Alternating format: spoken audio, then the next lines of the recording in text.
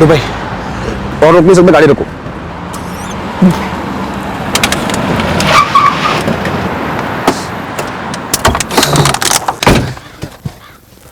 गुड्डू भैया, ये अचानक क्या हो गया विवेक भैया को? कल रात में कुछ गड़बड़ खा लिया होगा, फूड पॉइजनिंग ना हो।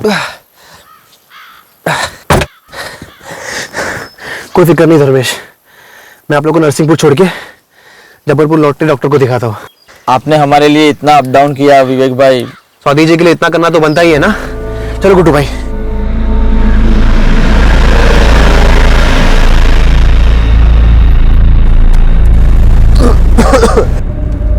विवेक भैया, अगर आपको ठीक नहीं लग रहा है तो आप उल्टी कर लीजिए ना, ऐसा रोकना अच्छी बात नहीं है। नहीं ठीक है, ठीक है। क्या नहीं नहीं? गुड्डू भैया आप गाड़ी रोकिए प्लीज। अरे नहीं, जरूरत नहीं है। अरे क्या नहीं नहीं, कर लीजिए ना। गुड्डू भैया आप गाड़ी रोकिए।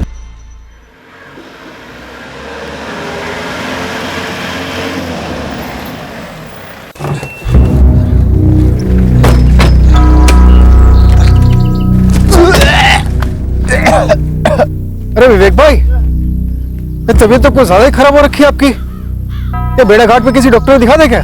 नहीं नहीं नहीं, जरूरत नहीं है।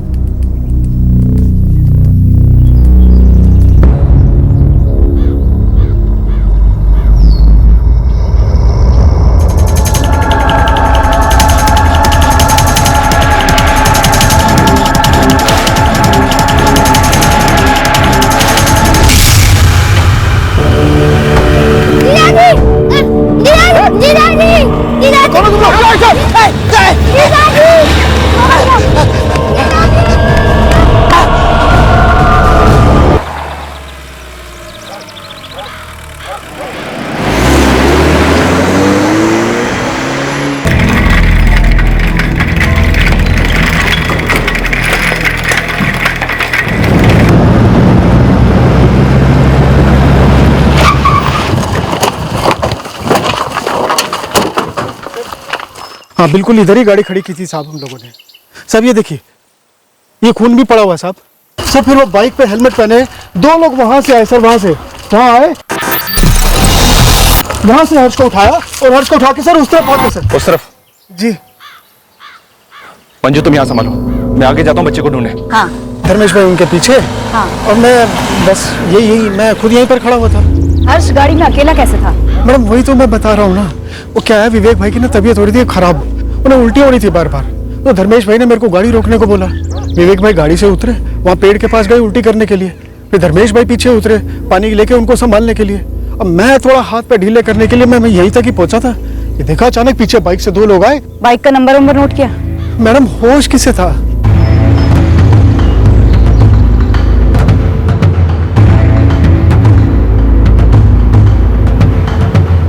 राठौड़ दबा एक्सीलेटर, आधा घंटा पीछे चल रहे हैं। भेड़ाघाट और आसपास के सभी थानों को इन्फॉर्म कर दो। बच्चे का नाम है हर्ष मौर्य और उसकी उम्र है 10 साल। उसने क्रीम कलर का टी शर्ट पहना हुआ और ब्लैक कलर के हाफ पैंट्स पहने हुए, काली कलर की बाइक से, और दोनों ने हेलमेट लगाए हुए थे। बाइक का नंबर? नहीं, बाइक का नंबर नहीं है। अंदर के सभी रास्ते और हाईवे चेक पॉइंट्स पर पेट्रोलिंग टीम को अलर्ट कर दो। प्रीति भाभी आप बस निकलो, धर्मेश की हालत अच्छी नहीं है। लेकिन विवेक भैया हुआ क्या है, कुछ तो बताओ। हम जबलपुर से आ रहे थे तब दो लोग हर्ष को उठा ले गए। क्या? कौन थे वो लोग? वो तो मुझे मालूम नहीं प्रीति भाभी, पर धर्मेश को उन्होंने छुरा मार दिया। हे भगवान, लेकिन ये कैसे हुआ? किसने किया ये सब? कुछ तो बताओ विवेक भैया। प्रीति भाभी धर्मेश अभी ऑपरेशन थिएटर में है, आप जल्द से जल्द बेड़ाघाट वाले सिविल हॉस्पिटल में आ जाओ। मैं मोहन जी को भी फोन लगाता हूँ।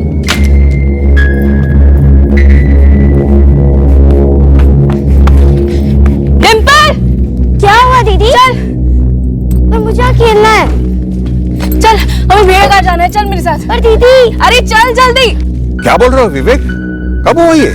1 घंटे पहले हम जबलपुर से नरसिंहपुर जा रहे थे, धर्मेश और राज को घर छोड़ने। भेड़ाघाट पहुंचे ही थे कि अभी कहाँ हो तुम विवेक?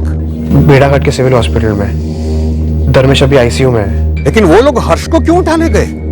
पता नहीं मोहन जी। पेशेंट की अंतड़ियां बाहर आ गई थी इंस्पेक्टर, वो बात करने की कंडीशन में नहीं है, वो बेहोश है और ऑपरेशन अभी तक चल रहा है। और धर्मेश कुशवाहा के साथ जो विवेक आर्य आया था वो? विवेक स्टेबल है, स्टमक इन्फेक्शन लगता है। आप बात कर सकते हैं विवेक से, जनरल वार्ड में है। सर, बच्चे हर्ष के लिए सारे थाने रेड अलर्ट पर लगा दिए गए। सेना सर और बाकी पेट्रोलिंग टीम्स भी उसकी खोज कर रही हैं। कहाँ से लौट रहे थे तुम लोग? जबलपुर साहब। वो सुबह सुबह धर्मेश भैया और हर्ष को नरसिंहपुर से उठाया मैंने। काम क्या था? वीजा के लिए। वीजा? कहाँ का? किसका? धर्मेश कुशवाहा का? नहीं सर, धर्मेश की तो सिर्फ साइन चाहिए थी। वीजा दरअसल हर्ष का बनवाना है। वीजा? 10 साल के बच्चे का वीजा? जी सर, हर्ष के पेरिस की वीजा की तैयारी हो रही थी। धर्मेश और हर्ष को वापस उनके गांव नरसिंहपुर ड्रॉप कर रहे थे। मुझे उल्टी आ रही थी, इसलिए धर्मेश ने गाड़ी रुकवाई और एक कांड हो गया सर।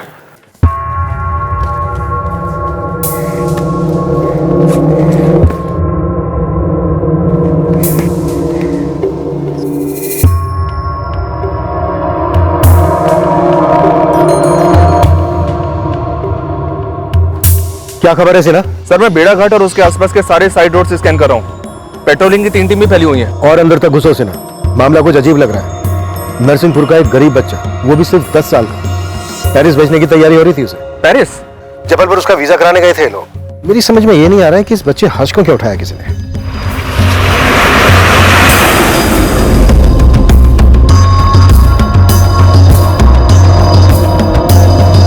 पासपोर्ट के साथ अडॉप्शन पेपर्स हैं और गार्जियनशिप के भी कागजात हैं। लगता है इस पेरिस की पार्टी ने इस बच्चे हर्ष मौर्य को अडॉप्ट किया है। पार्टी का नाम स्वाति मेहरा। नमस्ते सर। नमस्ते। मैं मोहन रावत, व्यापारी मंडल का चेयरमैन हूँ। जी कहिए। सर, हर्ष का कुछ पता चला? आप हर्ष के रिश्तेदार हैं? नहीं सर, मैंने तो सिर्फ उसका एडॉप्शन करवाया था पेरिस में। विवेक आर्या का भी फोन आया था। धर्मेश को किसी ने छुरा मारा है। धर्मेश का ऑपरेशन चल रहा है अभी। मोहन जी, ये पेरिस की स्वाति मेहरा, ये अडॉप्शन, जरा विस्तार से बताएंगे कि यहाँ चल क्या रहा है? सर, सिन्हा सर का फोन आया था, उन्हें हर्ष मौर्य मिल गया है। कहाँ मिला हर्ष? किडनैपिंग साइट से 15 किलोमीटर दूर। हर्ष ठीक है ना? वो लोग पकड़ गए? हमलावर कहीं भी नहीं दिखाई दिए और सर वो लोग हर्ष को भी छुरा मार गए। कैसी हालत है हर्ष की? सिन्हा सर बोल रहे थे कि काफी बुरी हालत में है बच्चा। हर्ष, हर्ष, बच्चे का होश जा रहा है। गाड़ी तेज भगा राठौर। उसकी बड़ी बहन प्रीति, उसके जीजा धर्मेश जिस पर ऑपरेशन चल रहा है, और सबसे छोटी डिम्पल, बस यही हर्ष के अपने हैं।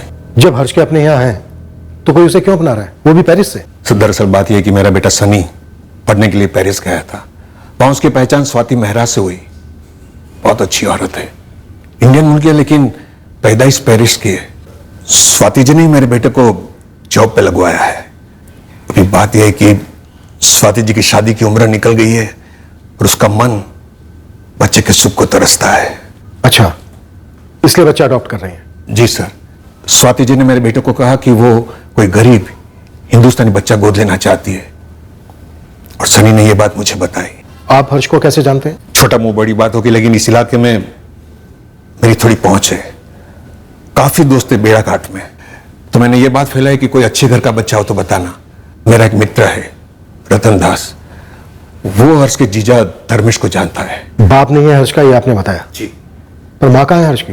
परवरिश करने वाली ही माँ होती है ना, तो बस हर्ष की बड़ी बहन प्रीति को ही हर्ष की माँ समझो। हर्ष के पिता के देहांत के बाद हर्ष की माँ तीनों बच्चों को छोड़कर चली गई, दूसरी शादी कर ली।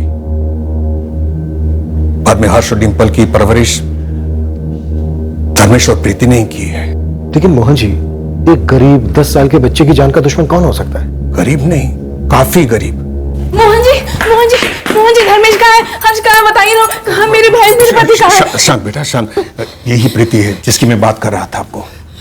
प्रीति, आपके हस्बैंड धर्मेश का ऑपरेशन चल रहा है। आपका भाई हर्ष मिल गया है, उसे भी हॉस्पिटल लाया जा रहा है। हर्ष को अस्पताल? उस पर भी हमला हुआ है। ये सब क्या हो रहा है? सब किसने किया है? कहाँ मेरा भाई? मुझे मिलना है अभी।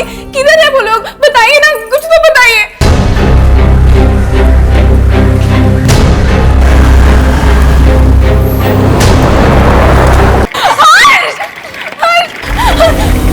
इसको क्यों मारा? इसने किसी का क्या बिगाड़ा था? कोई आइडिया नहीं सर, बच्चा खुद ही झाड़ियों से चलता हुआ बाहर आ गया होगा। काफी खून बह रहा था उसके पेट से, काफी बुरी तरह से स्टैबिंग हुई है। सिर्फ धर्मेश ने हर्ष को बचाने की कोशिश की तो उसे स्टैब किया, ये बात तो समझ में आई।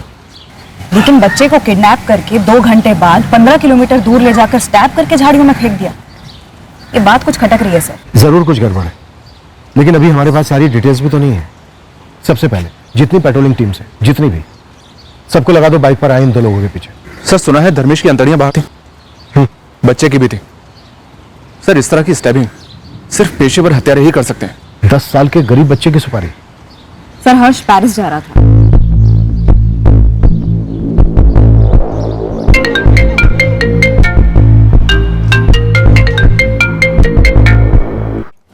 हेलो मोहन जी, कैसे हैं आप? स्वाति जी, बैड न्यूज है। क्या हुआ मोहन जी? वीजा ऑफिस में कोई प्रॉब्लम है? नहीं नहीं, वो वीजा ऑफिस से लौटते वक्त वो धर्मेश और हर्ष पर अटैक हुआ है। Attack? What attack Mohan ji?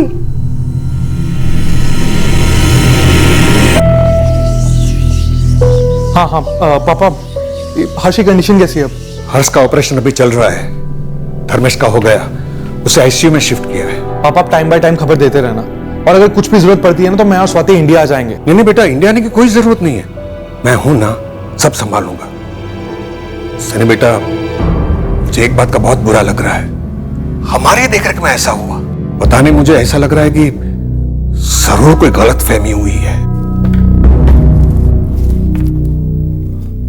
Swati don't worry, पापा है ना वहां पे, सब ठीक हो जाएगा।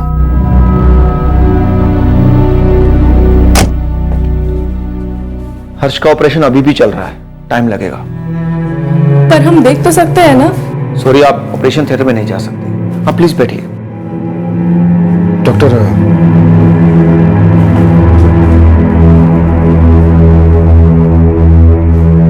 हर्ष तो जाएगा ना? देखिए, अभी कुछ कह नहीं सकते। नहीं साहब, मुझे तो कुछ भी पता नहीं चला। लोग कोई पीछा पीछा कर भी रहा हो तो। गुड्डू, जिस इलाके में तूने गाड़ी रोकी थी ना, वो इलाका इतना सुनसान है कि हमलावरों के लिए निशाना हलवा था, हलवा। नहीं साहब, मैंने गाड़ी नहीं रोकी। वो तो वहां से गुजरते वक्त विवेक भाई को फिर से उल्टी आने लगी, तो धर्मेश भाई ने मेरे को बोला कि गाड़ी रोक दो। साहब मुझे गाड़ी रोकनी पड़ी। कोई हमारे हर्ष को क्यों उठाएगा? हर्ष को अगवा करके मार डालने की कोशिश की गई थी धर्मेश। हमें नहीं लगता हर्ष को किसी ने फिरौती वगैरह के लिए उठाया था। पर हमसे कैसी फिरौती मिलेगी साहब? हमारे पास तो अगले महीने का राशन हो तो बड़ी बात है। जानता हूं, तभी पूछ रहा हूं, फिरौती के लिए नहीं तो फिर किस लिए? आप लोगों की किसी के साथ कोई दुश्मनी? मैडम, मैं तो सनी का फ्रेंड हूँ। मैं खुद पेरिस में रह रहा था, जॉब कर रहा था। 5 महीने पहले ही मेरा वर्क वीजा एक्सपायर हुआ, इसलिए यहाँ पे हूँ। तो सनी ने हर्ष का वीजा लगवाने का काम तुम्हें सौंपा था? सनी और स्वाति दोनों ही मेरे अच्छे फ्रेंड्स हैं। मैं उनके लिए यहाँ कोऑर्डिनेट कर रहा था मोहन जी के साथ, सनी के डैड। हम सब कितने खुश थे कि हर्ष के भाग खुल गए, विदेश में जाके पढ़ेगा। 2 साल पहले किसने सोचा था कि ऐसा भी कुछ होगा? 2 साल पहले? ये पेरिस की स्वाति मेहरा ने हर्ष को 2 साल पहले गोद लिया था? हाँ साहब, 2 साल तो हो गए, और इन 2 सालों में हम वीजा के लिए कितनी सारी बार जबलपुर आए गए, कभी ऐसा कुछ नहीं हुआ। पता नहीं कल ही क्यों पहली बार ये सब। नहीं गुड्डू, जब तक इस केस पर मैं पूरी तरह से पकड़ नहीं मिल जाती, तुम कहीं नहीं जा सकते। साहब, जबलपुर में मेरा घर परिवार है, मैं रोज कमा कर जाता हूं तो घर पर रोटी बनती। नौकरी पर नहीं गया तो सेठ मेरा पैसे काट लेगा। तेरे सेठ से हम बात कर लेंगे, तू अपने घर वालों से बात कर ले, पर तू रहेगा यहीं। मंजू, सारे documents, adoption paper, visa related documents, सबको एक बार डिटेल स्टडी करो। ठीक है सर। सिन्हा, एक गरीब घर के बच्चे हर्ष को पेरिस की स्वाति मेहरा ने कानूनी तौर पर गोद लिया, लेकिन हर्ष 2 साल से उसके पास पेरिस नहीं गया, लेकिन कानूनी तौर पर वो उसकी मां है। हो सकता है किसी ने सोचा हो कि हर्ष को किडनैप करके पेरिस वाली पार्टी से फिरौती ली जाए और पेमेंट हवाला के जरिए ली जाए, तो हर्ष को उठा लिया। पर हर्ष को उठवाने के 2 घंटे के अंदर ही इस बच्चे की अंतड़ियां निकाल दी। ऐसा कौन किडनैपर करता है? विक्टिम को किडनैप करके उसी दिन मार देना, फिर भी फिरौती मांगते रहना, ऐसा हमने कई बार देखा। लेकिन जिस तरह से इस बच्चे को किडनैप करके 2 घंटे के अंदर बुरी तरह से जख्मी करके फेंक दिया गया, ऐसा हमने पहली बार देखा। सिन्हा, सारे एंगल एक्सप्लोर करते हैं। मुझे लगता है जबलपुर से ही फॉलो किया जा रहा हो, और शायद ये फर्स्ट अटेम्प्ट नहीं होगा, इससे पहले भी कोशिशें होती रही होंगी। सर, इस ड्राइवर गुड्डू के कॉल रिकॉर्ड्स मंगवाए। ये कह रहा था कि इसने पहले भी 3 बार जबलपुर अप डाउन किया है, धर्मेश, विवेक और हर्ष के साथ, नरसिंहपुर से जबलपुर और फिर रिटर्न। अटैक के दौरान धर्मेश को इतनी बुरी तरह से स्टैप किया गया, लेकिन गुड्डू को खरोच तक नहीं आई। कह रहा था कि उसे धक्का दिया गया। धर्मेश को धक्का नहीं दिया गया, बल्कि सीधा छुरा घुसेड़ दिया। टिपिकल पेशेवरों का ट्रेडमार्क है सर, छुरा अंदर घुसेड़कर घुमा देना, ताकि विक्टिम के बचने के चांसेस ना के बराबर हो। निकालो सारे पेशेवर स्टैपिंग उस्तादों की कुंडलियां।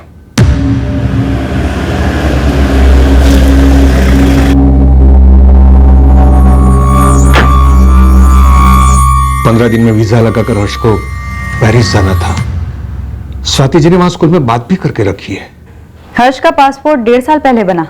जी, मैंने बहुत भागादौड़ी करके हर्ष का पासपोर्ट बनवाया था। हर्ष की बहन प्रीति बता रही थी कि अडॉप्शन 2 साल पहले हो गया था।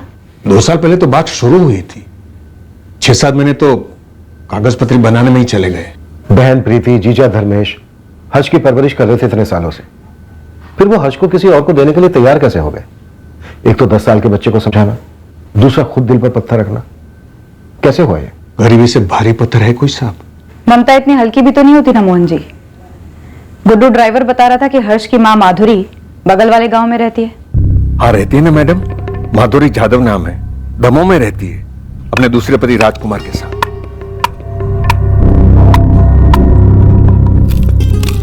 प्रीति 21 साल की थी, उसका छोटा भाई हर्ष कुछ 5 साल का रहा होगा, और सबसे छोटी बहन डिंपल 2-2.5 साल की होगी जब इनके बापू शंकरलाल मौर्य की मृत्यु हुई। कैसे मरा? शराब की लत थी। फिर थोड़े ही दिनों में माधुरी उस राजकुमार जाधव के साथ चली गई। उसने दूसरी शादी कर ली। वो छोटे भाई बहन हर्ष और डिंपल प्रीति की जिम्मेदारी बन गए। फिर प्रीति ने जब धर्मेश के साथ शादी की तो उन बच्चों की जिम्मेदारी धर्मेश ने उठा ली। माधुरी तो सिर्फ नाम के वास्ते मां है। कानून में नाम के वास्ते रिश्ते तो होते नहीं है ना, सब कुछ कानूनी तौर पर हुआ है। माधुरी से हर्ष कानूनन धर्मेश और प्रीति को ट्रांसफर हुआ, इसीलिए तो इतना वक्त लगा। ट्रांसफर तो जमीनें होती हैं मोहन जी, एक मासूम को ऐसे इतनी दूर देश भेजना, ये परिवार मान कैसे गया? और उस स्वाति मेहरा को ये लड़का हर्ष क्यों पसंद आया? मैंने कहा ना साहब, मेरा बेटा सनी और स्वाति मेहरा बहुत अच्छे दोस्त थे। स्वाति मेहरा बड़ी अकेली थी। पापा, स्वाति बिल्कुल अकेली है, उसके सब रिश्तेदार गुजर गए और अकेले जिंदगी जीना आसान नहीं है। इसीलिए कल उन्होंने मुझे अपने दिल की बात बताई, वो एक बच्चा गोद लेना चाहती है। पापा, आपको तो पता ही है, मेरे यहाँ पे एमबीए करने के बाद स्वाति जी ने मुझे जॉब दिलवाया और हर कदम पे सपोर्ट किया मुझे लगता है अब मेरी बारी है उनकी मदद करने की, इसलिए आपसे बात कर रहा हूँ। हमें स्वाति जी की ऑप्शन पे मदद करनी होगी। स्वाति जी इतने सालों से पेरिस रह रही है, उनको बच्चा इंडिया से चाहिए। हाँ पापा, स्वाति जी को एक इंडियन बच्चा ही गोद लेना है। एक्चुअली स्वाति जी के एनजीओ के थ्रू भी ट्राई कर रही थी, लेकिन वहां पे प्रोसीजर काफी लंबा है और काफी तामझाम भी है, इसलिए मैंने सोचा कि आपसे बात कर लूं। आप मदद करेंगे ना स्वाति जी की? क्यों नहीं बेटा, स्वाति जी की मदद करना हमारा फर्ज है। Thank you so very much Mohan ji. Actually मेरे पास सब कुछ है, लेकिन होकर भी कुछ नहीं है। सो मेरा एक डिजायर है कि मेरा भी एक बच्चा हो जिसको मैं दुनिया की सारी हैप्पीनेस दे सकूं। अच्छा सोचा है आपने। स्वाति जी, मुझे थोड़ा वक्त दीजिए, मैं देखता हूँ यहाँ कोई एडॉप्शन सेंटर होगा, वहां जाके मैं बातचीत करता हूँ। आप बात करो मोहन जी। धर्मेश कुशवाहा हमारे खेत में मजदूरी करता है। उसने सामने से बताया था कि उसकी पत्नी प्रीति के छोटे भाई बहन हर्ष और डिंपल की जिम्मेदारी उसकी है। बेचारे गरीब लोग हैं, 2 बच्चों को पालना उनके लिए आसान नहीं होगा। अब ऐसे में अगर डिंपल या हर्ष में से किसी एक को कोई गोद ले लेता है तो एक बच्चे की जिंदगी भी संवर जाएगी और धर्मेश का बोझ भी हल्का हो जाएगा। सबका फायदा होगा मोहन जी। सबसे पहले मैंने धर्मेश और प्रीति को बिठाया और कहा ये है, बोलो क्या करना है। तो वो हर्ष को स्वाति जी को गोद देने के लिए तैयार हो गए, तब जाके मैंने सब पेपर्स बनवाए सर। हर्ष ही क्यों, डिंपल भी तो थी। जी, लेकिन स्वाति जी हर्ष को गोद लेना चाहती थी।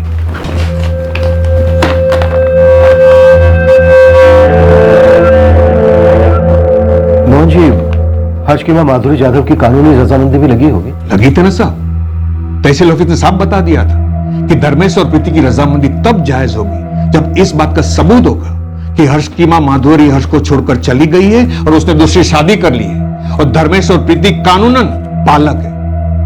सर, तब जाकर तो मैंने सारे पेपर्स बनवाए थे। सबसे पहले माधुरी और उसके दूसरे पति राजकुमार, इन दोनों की शादी का रजिस्ट्रेशन करवाना पड़ा। उसके बाद एनओसी लेनी पड़ी माधुरी से कि धर्मेश और प्रीति अब हर्ष के कानूनी पालक होंगे। माँ बाप की तरफ फैसले देंगे हर्ष के। ये कानूनी पालक बनाने का भी पूरा तामझाम किया तहसील ऑफिस में। धर्मेश और प्रीति हर्ष के कानूनी पालक हो गए। फिर सितंबर 2015 में स्वाति जी पेरिस से यहां आई हर्ष को मिलने के लिए और सारी फॉर्मेलिटीज पूरी करने के लिए, ताकि वो हर्ष को गोद ले सके।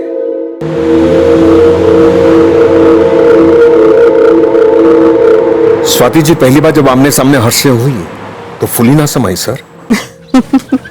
You are shy, हाँ? शर्मा रहे हो, हाँ? Such a sweet boy, हाँ? Dimple, यहाँ आओ. Come here.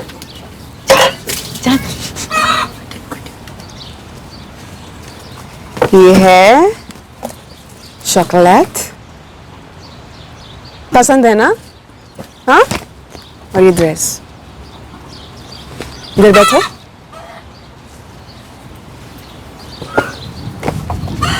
शाई, शर्मा रही है. डिम्पल, आप कौन से क्लास में पढ़ती हैं? सेंसेशनल. So standard. आप आएंगी हमारे साथ पेरिस? हाँ? हर्ष भाई के साथ आएंगी? क्यों नहीं? हर्ष सेटल होने के बाद अपनी बहन को भी बुला लेगा, है ना हर्ष? स्वाति जी, मेरे लिए इससे बड़ी और खुशी की बात क्या हो सकती है कि मेरा भाई विदेश में जाके पढ़ेगा, जिंदगी में कुछ बड़ा बनेगा मेरा छोटा भाई। बड़ी बहन तो सिर्फ नाम के वास्ते है स्वाति जी।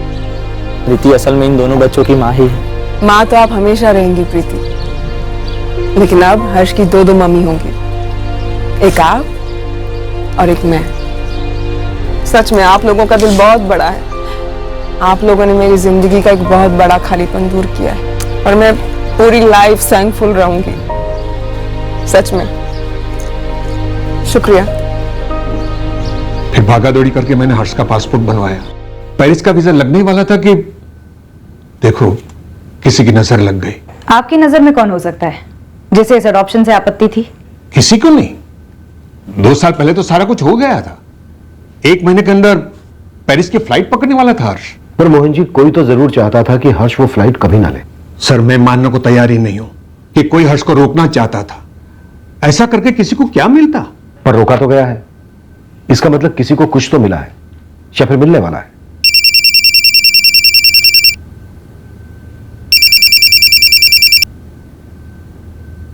यस डॉक्टर पवार, बोलिए। हर्ष को होश आ गया है। बस निकल रहा हूं डॉक्टर। हर्ष को होश आ गया है। सर, ऊपर वाले की मेहरबानी है। मुझे लग रहा है कि कोई गलतफहमी की वजह से हर्ष पर हमला हुआ है। जरा सोचिए, मासूम को कोई क्यों छुरा मारेगा? अब हर्ष को होश आ गया है तो उसी से पूछते हैं कि बाइक पर वो 2 लोग कौन थे।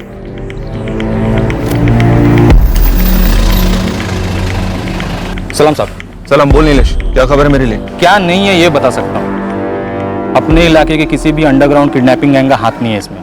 एकदम अंदर तक घुसा हूं मैं साहब। गलत गली में घुस गया तू नीलेश, गलत गांव घूम कर आया। हमें नहीं लगता कि बच्चे को अगवा करने की सुपारी ली गई थी। बच्चे को जान से मारने की ही सुपारी ली गई होगी। हाँ तो सुपारी पूरी की जाती ना साहब। साहब, अधूरी सुपारी तो किसी के काम की नहीं है। मैंने तो 4-6 अंडरग्राउंड सुपारी किलर से भी बात की। सब एक ही बात बोल रहे हैं कि किसी ने भी इस सुपारी के बारे में चू तक नहीं सुनी है। सुपारी लेने वाले और देने वाले कहीं बाहर के भी हो सकते हैं। नीलेश, तो एक काम कर, इस बच्चे हर्ष की मां माधुरी जाधव दमोह में अपने दूसरे पति राजकुमार के साथ रहती है। उसका चिट्ठा खोल। हमें इस ड्राइवर गुड्डू पर तगड़ा डाउट है, लेकिन इसके कॉल रिकॉर्ड्स आने भी बाकी हैं। लेकिन इतना पक्का है, कोई तो चाल चल रहा है।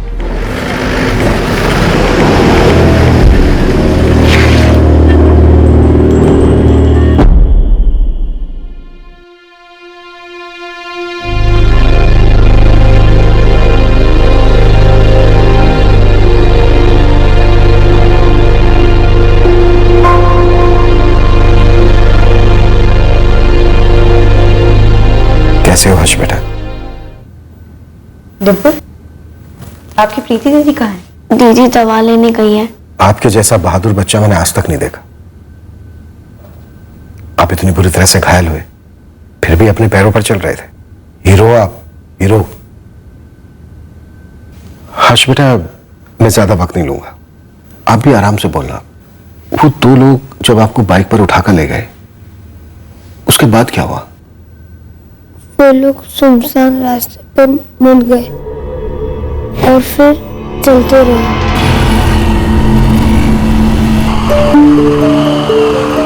फिर जब बाइक चला रहा था उसका फोन बजा, फिर वो लोग बाइक पे भाग गए। हर्ष, जिस आदमी ने फोन पर बात की थी उसने कुछ और कहा था? नहीं, सिर्फ हेलो, ठीक है, समझ गया। आपको उन दोनों में से किसी का चेहरा याद है? उन दोनों ने काली हेलमेट पहनी थी। हेलमेट पे किसी तरह का कोई निशान, ऐसा कुछ याद है? क्या आपने उस बाइक की नंबर प्लेट देखी थी? आप तो इतने स्मार्ट हो, आपको तो नंबर्स जल्दी याद हो जाते होंगे, है ना? कोई बात नहीं, फिर भी हम उन्हें पकड़ लेंगे। वो लोग ने मेरे जीजा जी को भी मारा। तुम्हारे जीजा जी बिल्कुल ठीक है हर्ष, और तुम भी ठीक हो जाओगे जल्दी। आंटी,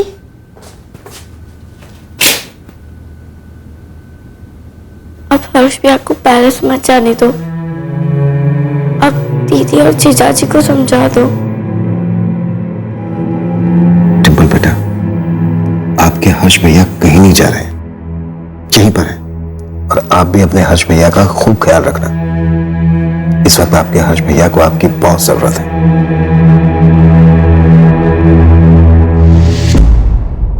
सर, शायद मोहन जी ठीक कह रहे हैं। Mistaken identity. सर, हर्ष जैसे गरीब बच्चे को कोई क्यों उठाएगा? जिन दोनों ने उसे उठाया शायद उनके टारगेट कोई और था। तो फिर वो जो फोन आया था हमलावर को, वो ये कहने के लिए आया होगा कि गलत बच्चे को उठा लिया है, अब कोई चारा नहीं है, खत्म कर दो, ताकि आइडेंटिफिकेशन ना हो। मुश्किल है पर नामुमकिन नहीं है। हमें हमलावरों को लेकर कोई गलतफहमी नहीं है। पेशेवर खूनी ही है। एक आदमी और उसके बेटे समान साले को अधमरी कंडीशन में पहुंचा दिया। इंस्पेक्टर, जिसका डर था मुझे वही हुआ। फिर से ऑपरेट करना पड़ेगा हर्ष और उसके जीजा धर्मेश को। फिर से क्यों डॉक्टर? आप जानते होंगे दोनों को मल्टीपल स्टैबिंग्स नहीं हुई, सिर्फ एक सिंगल स्टैब किया गया, जैसे प्रोफेशनल किलर्स करते हैं। छुरा सीधा पेट में घुसाकर इतने जोर से घुमा दिया जाता है कि अंतड़ियां बाहर आ जाती हैं, जैसे इन दोनों के केस में हुआ। जानता हूं डॉक्टर, पर धर्मेश और हर्ष बच तो जाएंगे ना? देखिए, हम हमारी बेस्ट कोशिश कर रहे हैं। हमने घाव स्टिच किए, ब्लीडिंग रोकी, सब किया, पर फिर भी इन दोनों के केस में इंटरनल इन्फेक्शन सेट इन हुआ है। खतरे की तो कोई बात नहीं है ना? ऑनेस्टली खतरे जैसी ही बात है। हम फिर से ऑपरेट कर तो रहे हैं, लेकिन दोनों सबसे हाई रिस्क जोन में होंगे। पर हमारे पास दूसरा कोई ऑप्शन भी नहीं है, चांस लेना ही पड़ेगा। 10 साल के बच्चे को कोई अडल्ट समझ के तो अगवा करेगा नहीं। ये लोग वहां जरूर किसी दूसरे बच्चे को उठाने आए हुए, पर वो बच्चा कौन हो सकता है? शायद जबलपुर से लौट रही कोई अमीर पार्टी होगी, और जिस स्पॉट पर गुड्डू ने विवेक को उल्टी कराने के लिए रुकाया इत्तेफाकन, वहीं एक्चुअल पार्टी रुकने वाली होगी। चलो मानकर चलते हैं कि मिस्टेकन आइडेंटिटी का केस है, पर अगर किडनैपिंग का प्लान बना था तो ये जरूर किसी गैंग का काम होगा, और किडनैपिंग की प्लानिंग काफी पहले से चल रही होगी।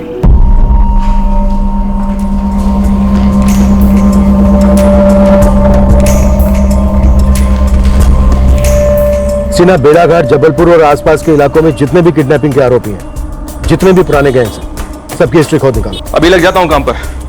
सर, वैसे विवेक आर्य और ड्राइवर गुड्डू, इन दोनों के कॉल रिकॉर्ड्स आ गए हैं, लेकिन दोनों के ही कॉल रिकॉर्ड्स में कुछ भी फाउल प्ले जैसा नजर नहीं आ रहा है। मिस्टेकन आइडेंटिटी केस भी हो सकता है, पर इस पॉइंट पर कुछ भी दावे के साथ नहीं कहा जा सकता।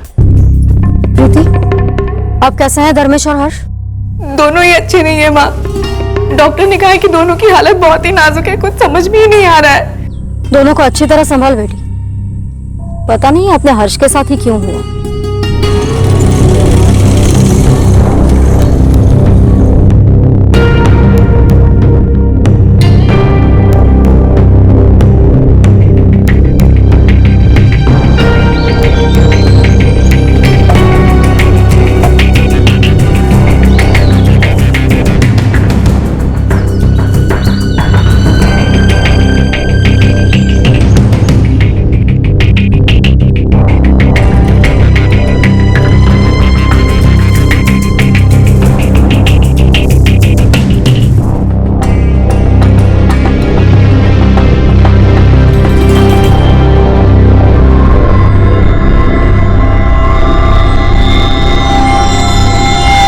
2 महीने पहले ही बेल पर छूटा हूं, आराम ही चल रहा है, कोई काम लिया ही नहीं हाथ में।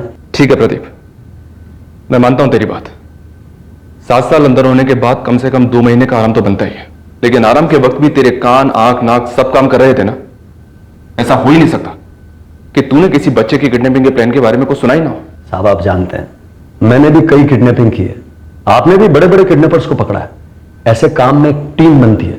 किसी भी गिरोह में 2 ग्रुप होते हैं, एक टीम उठाती है, दूसरी स्टैंड बाय पे होती है। शायद थी, पर सामने नहीं आई। होगी जरूर। तो दोनों बंदे क्या करते हैं, ऐसे एक आदमी का पेट खोलते हैं, फिर क्या करते हैं, बच्चे का पेट खोल देते हैं। देखा आपने कैसे खोला है पेट? ये किसी किडनैपर का काम नहीं है सर, कोई किडनैपर ऐसा नहीं करेगा, ये किसी पेशेवर हत्यारे का काम है। तो किडनैपर्स पेशेवर हत्यारे भी हैं? पेशेवर हत्यारे ही हैं।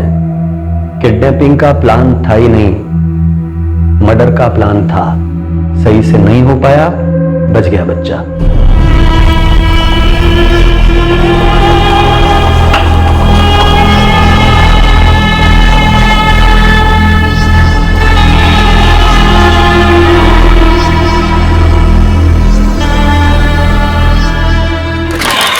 तो एक बैड न्यूज है, हर्ष और धर्मेश दोनों की हालत और भी खस्ता हो गई है।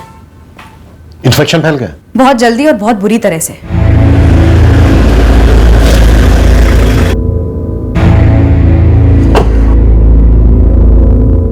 किसी जगह पे हाथ डालें और वहां से कुछ ना मिले तो समझो वो चीज हाथ के बाहर है। हो सकता है ये दोनों बंदे बेड़ाघाट के हो ही नहीं, जबलपुर के या किसी और शहर के पेशेवर हत्यारे हों। तो तेरे पास कोई टिप है क्या प्रदीप? होती तो टाइम खराब करता क्या दोनों का। लेकिन एक बात कह रहा हूं, आपका डिपार्टमेंट जिस एंगल पे चल रहा है ना, ये गलत निशाना वगैरह, वो एंगल डिलीट कर दो साहब। क्यों? ये सुपारी वाले मामले रातों रात तय नहीं होते हैं, एक टीम बनती है, काफी मुआयना किया जाता है, टारगेट का चेहरा ये लोग दिमाग में फिट कर लेते हैं, गलती हो ही नहीं सकती। हमेशा नहीं, फिर भी आगे बोल। साहब जिस जगह पे कांड हुआ, समझो वहां पे दूसरी गाड़ी का रुकना तय था, असली टारगेट के साथ, ठीक है? आगे बोल, मैं सुन रहा हूं। ये इत्तेफाक हो सकता है कि ये गाड़ी ठीक उसी जगह पे रुकी, लेकिन इस गाड़ी में उस असली टारगेट की तरह 10 साल का बच्चा होना, दो इत्तेफाक एक साथ। सर बंडल से बंडल फिल्मों में भी ऐसा नहीं होता। आप नोट कर लो, निशाना ये बच्चा ही था, प्लान मर्डर का ही था। आप बेकार में हम किडनैपर्स को परेशान कर रहे हो सर। आप पेशेवर हत्यारों का मार्केट टटोलिए, आपको ये दोनों बंदे वहीं मिलेंगे। और एक बात साहब, किडनैपिंग फिरौती के लिए की जाती है, प्याज और रोटी के लिए नहीं, जो बेचारे ये गरीब खा के सो जाते होंगे। और आपने वो गाड़ी देखी, वो सस्ती सी फटीचर, वो भी ट्रैवल की। प्रदीप, बच्चे को एक विलायती पार्टी ने गोद लिया है, हो सकता है उनसे पैसा निकलवाने का प्लान हो। हाँ, तो खून का एक कतरा भी नहीं बहाते, और वो हर्ष का तो बिल्कुल भी नहीं। पहले धर्मेश को लेके गए, बोला कि अंदर से खून निकल रहा है, फिर उसके बाद हर्ष को लेके गए, कुछ पता नहीं चल रहा है क्या हो रहा है। कुछ समझ में नहीं आ रहा है बेटा, और पुलिस भी कुछ नहीं बोल रही है। साहब इधर दमोह में एक छुटकू सी खबर हाथ लगी है। हर्ष की मां माधुरी के बारे में? नहीं, हर्ष की मां माधुरी के बारे में नहीं साहब, लक्ष्मी मां के बारे में। गोल गोल मत घुमा, साफ साफ बोल। लक्ष्मी मां, पैसा, वो जो फॉरेन की पार्टी है ना, जिन्होंने हर्ष को गोद लिया, उन्होंने धर्मेश और प्रीति को 5 लाख रुपए दिए थे। अच्छा, तुझे कैसे पता? अब ये माधुरी का जो दूसरा पति है ना, राजकुमार यादव, उसने अपने एक दोस्त को बताया था। इस राजकुमार को थोड़ी मिर्ची जरूर लगी थी पेरिस वाली बात सुनकर। एक बार बोल रहा था उसकी पत्नी माधुरी की पहली शादी की संतान की क्या किस्मत चमक रही है। नसीब इसको बोलते हैं। कितने बड़े घर में जा रहा है हर्ष, वो भी विलायत में, और वो प्रीति और धर्मेश को 5 लाख रुपया भी पकड़ा दिया पार्टी ने। अरे पाला भी तो उन्होंने ही है हर्ष को। इतना था तो जब माधुरी भाभी से शादी की, साथ में ले आते हर्ष को। पता होता तो लाता नहीं क्या? अब किस्मत ऐसे चमकेगी, किसको पता था? साहब ये पैसे का झोल हो सकता है, कुछ लेन देन की बात होगी, पर शायद हो ना पाया हो, और उसके बदले में इस बच्चे हर्ष को नुकसान पहुंचा दिया गया। सर, किडनैपिंग में पीएचडी कर चुके इस प्रदीप से क्वेश्चनिंग की मैंने। वो कह रहा था कि पक्का किडनैपिंग नहीं थी, मर्डर अटेम्प्ट ही था। मुझे ऐसा लग रहा है सर, यहाँ टारगेट ये बच्चा हर्ष ही है। ये अडॉप्शन कहीं दिखाने के लिए अडॉप्शन तो नहीं था। पैसे देकर बच्चा खरीदा जा रहा हो? क्या बात कर रहे हो इंस्पेक्टर साहब? मैं जिला व्यापारी मंडल का चेयरमैन हूं, आपको मैं बच्चों का दलाल लगता हूं? 5 लाख रुपए दिए थे स्वाति मेहरा ने प्रीति और धर्मेश को। इंस्पेक्टर साहब, ये स्वाति जी, प्रीति और धर्मेश के बीच का मामला है। स्वाति जी ने जो खुशी से दिया, इन लोगों ने खुशी से लिया। एडॉप्शन कानूनी तरीके से हुआ है। अच्छा, मैं एक काम करता हूं, मैं आपको पेरिस का नंबर देता हूं, आप स्वाति जी से बात कर लीजिए और बिल की तसल्ली कर लीजिए।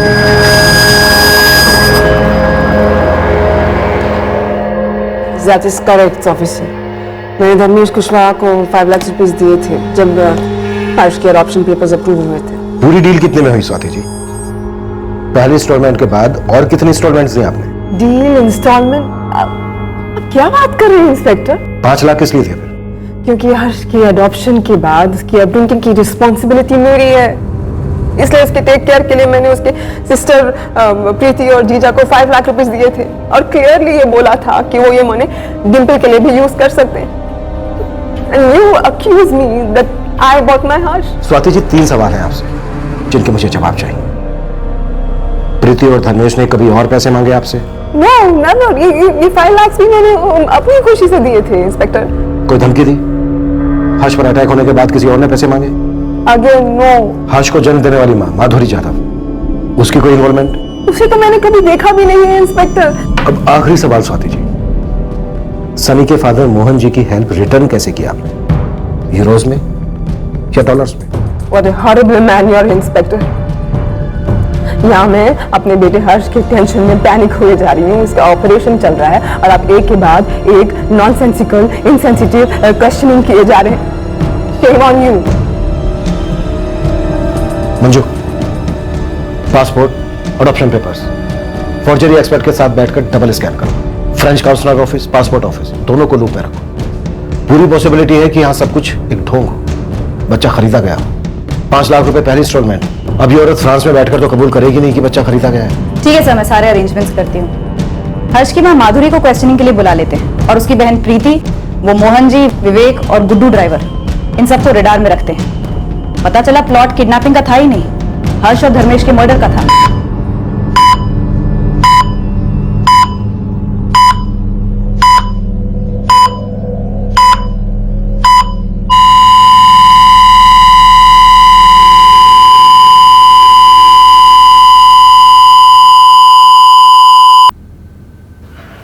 डॉक्टर, हमने पूरी कोशिश की पर धर्मेश को बचा नहीं।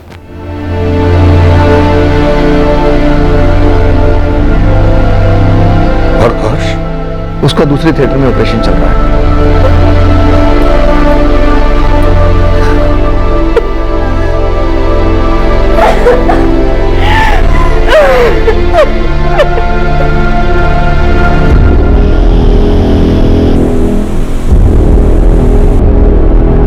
सर, बड़े दिनों बाद एकदम ताजा और गर्मा गर्म खबर आई आपकी। जल्दी सुना सरजू। सर जी, जबलपुर का एक बहुत ही शातिर और वांटेड सुपारी हत्यारा है जिसने कई मर्डर्स किए। वो यहाँ बेड़ाघाट हाईवे के पास देखा गया। कब देखा गया था? 19 जून को यहाँ बेड़ाघाट हाईवे के पास भजिया खाते देखा गया था। साथ में कोई एक पंटर भी था उसका।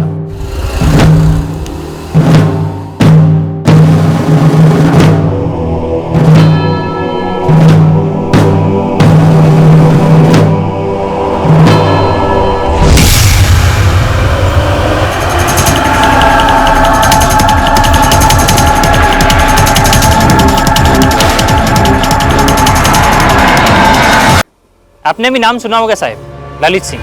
हाँ सुना है, पर वो दूसरा कौन था? उसका कुछ नाम मालूम नहीं है साहब। बस यहाँ किसी पंटर ने भजिया वाले को बताया कि ये ललित सिंह है, सुपारी किलर, और ये भजिया वाला अपना खबरी है साहब। सर, 6 अटेम्प्ट टू मर्डर के चार्जेस, 3 मर्डर के चार्जेस और 3 केसेस में ट्रायल चल रहा है। और पिछले 2 महीने से ये ललित सिंह बेल पर है। ललित सिंह गलत टारगेट को तो नहीं मार सकता, मिस्टेकन आइडेंटिटी एंगल को कोल्ड स्टोरेज में डाल सकता है। बिल्कुल सर, लेकिन सर अब सवाल ये उठता है, क्या सिर्फ हर्ष टारगेट था या धर्मेश भी टारगेट था, या ये धर्मेश सिर्फ ऐसे ही बीच में आ गया और कोलेटरल डैमेज था? पता चलेगा।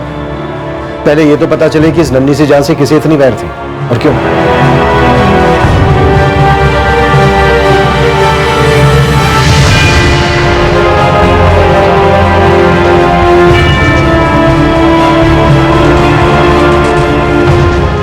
हर्ष का इन्फेक्शन धर्मेश से भी कई गुना ज्यादा था। हमने हमारी हर मुमकिन कोशिश की पर हर्ष को भी नहीं बचा पाए।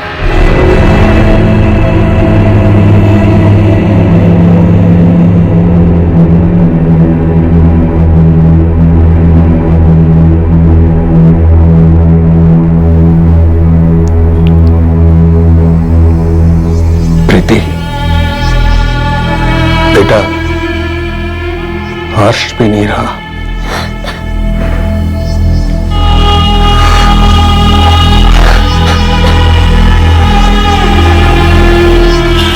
सर, धर्मेश के बाद हर्ष भी ऑपरेशन टेबल पर चल बसा। डॉक्टर कह रहे थे कि इन्फेक्शन हद से ज्यादा बढ़ गया था।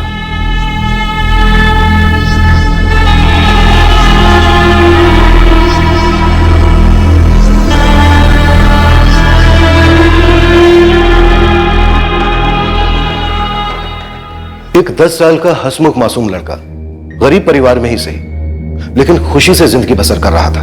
फिर ये ऐसा क्या भयंकर रैकेट था जिसमें बच्चे की हत्या कर दी गई। इस केस की इन्वेस्टिगेशन एक के बाद एक शॉक्स देती गई।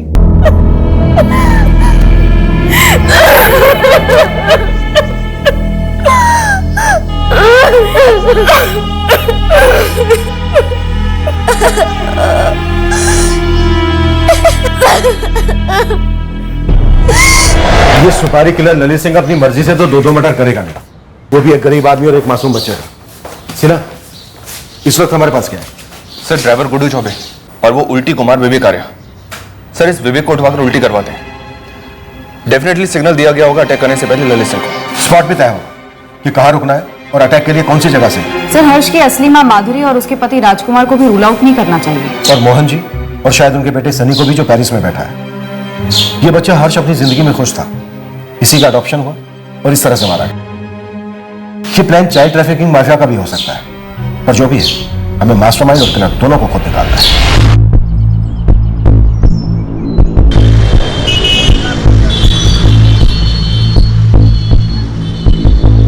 नीलेश, एमपी, यूपी, महाराष्ट्र, नेपाल, वेपाल, जहां कहीं भी इस ललित सिंह का बिल है मुझे पता करके बता।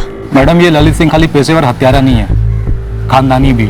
इसका बाप प्रमोद सिंह अपने जमाने का बहुत नामचीन हिस्ट्री शीटर था। ये जबलपुर में रहती है इसकी पूरी फैमिली।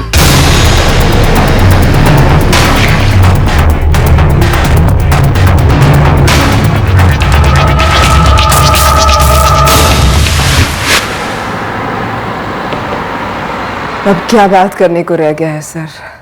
मेरे बेटे हर्ष को क्यों मारा? क्या मिला किसी को? शायद डील के पैसे नहीं मिले हों, इसलिए मर्डर हुआ हो। कोई ब्लडी डील नहीं था। एवरीथिंग, सब कुछ बिल्कुल लीगल था। मोहन जी से बैक चेक कीजिए प्लीज सर। और कुछ भी इलीगल हमारे कंट्री फ्रांस में अलाउड ही नहीं है, समझ रहे हैं? एक्चुअली नहीं समझ रहा हूं स्वाति जी, क्योंकि हमारी समझ ये है कि हर्ष का मर्डर उसके अडॉप्शन और पेरिस जाने वाली बात को लेकर ही हुआ होगा। तो इसके रूट तक जाइए ना सर, और जो भी कोऑपरेशन है मैं आपको दूंगी। बेचारे को बिना बर्थ दिए मैं उसकी मां बनी, और अब बिना उसकी परवरिश पेरेंटिंग किए मैं उसके डेथ का कारण बन रही हूं। इससे ज्यादा और क्या हो सकता है मेरे लिए सर?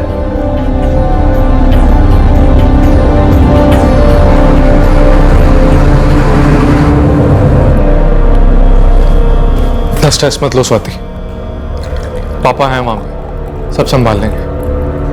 लो पानी पियो। पेट ही खराब है ना विवेक का, तो दवा दीजिए उसे। जवाब तो उसे मुंह से ही देना है। विवेक भैया से क्या सवाल करने हैं आपको? वो तो बस स्वाति मेहरा की हेल्प कर रहे थे हर्ष के वीजा के लिए। वीजा तो कटा है उस बच्चे का और उसके जीजा का भी। पर सर, परवर कुछ नहीं। अब आप लोग रास्ता छोड़ेंगे या हम शराफत छोड़ दें? ये तपन है ना, अगर इसे एक बार मैंने तेरे ऊपर छोड़ दिया ना, फिर मैं इसे खुद भी रोकूंगा तो ये रोकेगा नहीं। बिना ब्रेक वाला डंपर ट्रक है, कुचल देगा तेरी कार को।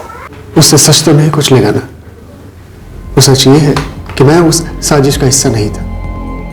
मैंने हत्यारों को कोई सिग्नल नहीं दिया। तुम लोगों के बेड़ा घाट में दाखिल होने से जस्ट पहले वहीं बेड़ा घाट के पास एक ठेले पर ललित सिंह चाय पकौड़े खा रहा था। उसे सिग्नल मिला, तुरंत वो और उसके आदमी ने तुम्हारी गाड़ी का पीछा किया, फिर हमला किया। अब हमें तू ये बता कि उसे सिग्नल किसने दिया, तूने या विवेक ने? मैं गाड़ी चलाते हुए फोन नहीं करता, मैं लेता भी नहीं हूं। मैंने फोन दिया ना आप लोगों को था, आप खुद ही देख लीजिए। मैंने किसी से भी बात की हो तो फिर किसने फोन किया? विवेक ने या धर्मेश? मेरी नजर और ध्यान दोनों सड़क पर होते हैं। अरे कोई फोन करे ना करे किसको पड़ी रहती है? ऊपर से विवेक भाई की उल्टियां चल रही थी, सो अलग।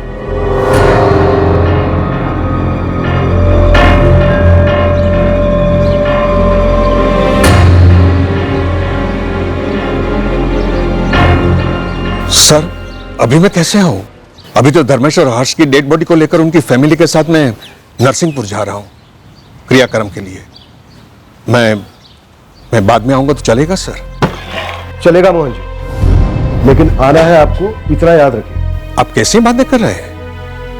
आपकी आवाज, आपकी बातें शक से भरी हुई लग रही है मुझे, वो भी मुझ पर, जिसने इस बच्चे हर्ष का भला चाहा था, परिवार का भला चाहा था। तो फिर आपको शक क्यों हो रहा है कि हम आप पर शक कर रहे हैं? बस कुछ जरूरी सवालों के जवाब चाहिए थे। जल्द से जल्द आइए, वेट कर रहा हूं।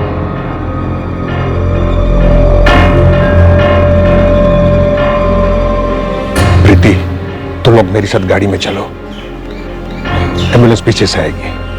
हाँ, चलो आओ बेटा। मैडम, मैंने तो ऐसी ही बात में लालू से कह दिया था कि हर्ष की किस्मत बहुत अच्छी है, घर वालों को 5 लाख रुपए मिले, जिसमें से आप दोनों को एक भी पैसा नहीं मिला। तो वो क्यों मिलता? जो भी किया हर्ष और डिंपल के लिए किया, प्रीति और धर्मेश ने किया, इसका एहसास था हमें। एक मिनट, कहीं आप ये तो नहीं कहना चाहते कि हमने मरवाया है मेरे हर्ष को और मेरे दामाद धर्मेश को? मेरे हर्ष, मेरे दामाद, किसी चीज पर हक जताने के पहले उसका फर्ज अदा करना जरूरी नहीं होता? हक और फर्ज ये दोनों मजबूरी के गुलाम है मैडम। हर्ष की किस्मत अच्छे के लिए पलटी, इसका मतलब ये नहीं कि हमारी नीयत बुरे के लिए पलटी। ऊपर से हमारी ये फटीचर हालत, खुद एक पान खाने की औकात नहीं है हमारी, तो किसी को मारने की सुपारी क्या खाक देंगे? हाँ, और ये सब करके हमें मिलता क्या? पैसा मिलता। इस सारे फसाद की जड़ उस आदमी ने आपको कितने पैसे दिए जिसने आपसे ये कांड करवाया? एक पैसा नहीं मिला है हमें। और पैसे ही निकलवाने होते तो आसान तरीका था, जब कागज पत्री बन रही थी तभी कह देते कि ना, इतने लाख रुपए दो तभी दस्तखत करेंगे, क्योंकि हमारे दस्तखत के बिना वो विलायती मैम हर्ष को नहीं ले जा पाती। और हमने दस्तखत किए।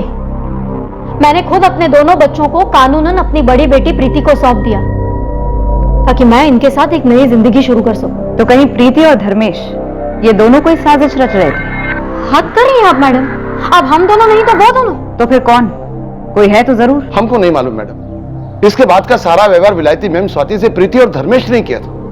हम तो मोहन जी को भी नहीं जानते, वो प्रीति और धर्मेश ही लेके आए थे उनको। सर, क्वेश्चनिंग के वक्त ना तो माधुरी और ना ही उसका पति राजकुमार हड़बड़ाए हुए थे। मैंने तहसील ऑफिस में पता किया तो कागजात बाकायदा बनाए हुए हैं, कोई झोल नहीं है। और ये मोहन जी, इनकी पूरे बेड़ाघाट में काफी इज्जत है। तो फिर झोल का है? इस बच्चे और इसके जीजा को टारगेट क्यों बनाया गया? सर, एक जगह हो सकती है। सर ये देखिए, जून 2015 से अगस्त 2015 तक अडॉप्शन के लीगल पेपर्स बने ताकि उसमें कोई रोक ना आए। फिर सितंबर 2015 में स्वाति मेहरा पेरिस से यहाँ बेड़ाघाट आती है बाकी की फॉर्मेलिटीज पूरी करने के लिए। अब बनता है हर्ष का पासपोर्ट फरवरी 2016 में, यानी पूरे 6 महीने बाद। सर, आज के टाइम में पासपोर्ट तो यूं बनते हैं, और उसके वीजा का काम तो अभी तक यानी कि जून 2017 तक चल ही रहा था। जबकि ड्राइवर गुड्डू ने बताया कि वो लोग वीजा के सिलसिले में कम से कम 3 बार जबलपुर अप डाउन कर चुके हैं। सर, वीजा के लिए इतना टाइम किस लिए? क्या रुकावट हो सकती है? पॉइंट हो चुका। मुझे लगता है कोई गेम खेल रहा है। एक तरफ पेरिस की स्वाति मेहरा, दूसरी तरफ हर्ष की फैमिली, शायद दोनों को भी मोहरा बना रहा हो। मुझे इस अडॉप्शन की लीगलिटी पर ही डाउट हो रहा है। मुझे लगता है इस अडॉप्शन के पर्दे के पीछे मकसद कुछ और ही है। गुड्डू की हम काफी धुलाई कर रहे हैं विवेक, और अब मुझे ऐसा लग रहा है बहुत जल्द तेरी बारी आने वाली है। किस लिए सर? मैं तो बस धर्मेश की हेल्प कर रहा था हर्ष के वीजा के लिए। लेकिन विवेक, फिर भी तेरी मदद के बावजूद 4 बार जबलपुर अप डाउन करना पड़ता है, जबकि आजकल वीजा प्रोसीजर मक्खन जितना आसान है। सर, अडॉप्शन केस है, फॉर्मेलिटीज अलग होती है। आप एक बार चेक तो कीजिए। वैसे ही फ्री फंड में मदद किस खुशी में की जा रही थी? सर, दोस्ती में, और सिर्फ दोस्ती में। सर, मैं खुद 5 महीने पहले तक पेरिस में काम कर रहा था, एक रेस्टोरेंट मैनेज कर रहा था, और सनी वहां अक्सर आया करता था। और विदेश में सर, जब एक इंडियन दूसरे इंडियन से मिलता है तो अच्छी दोस्ती हो जाती है।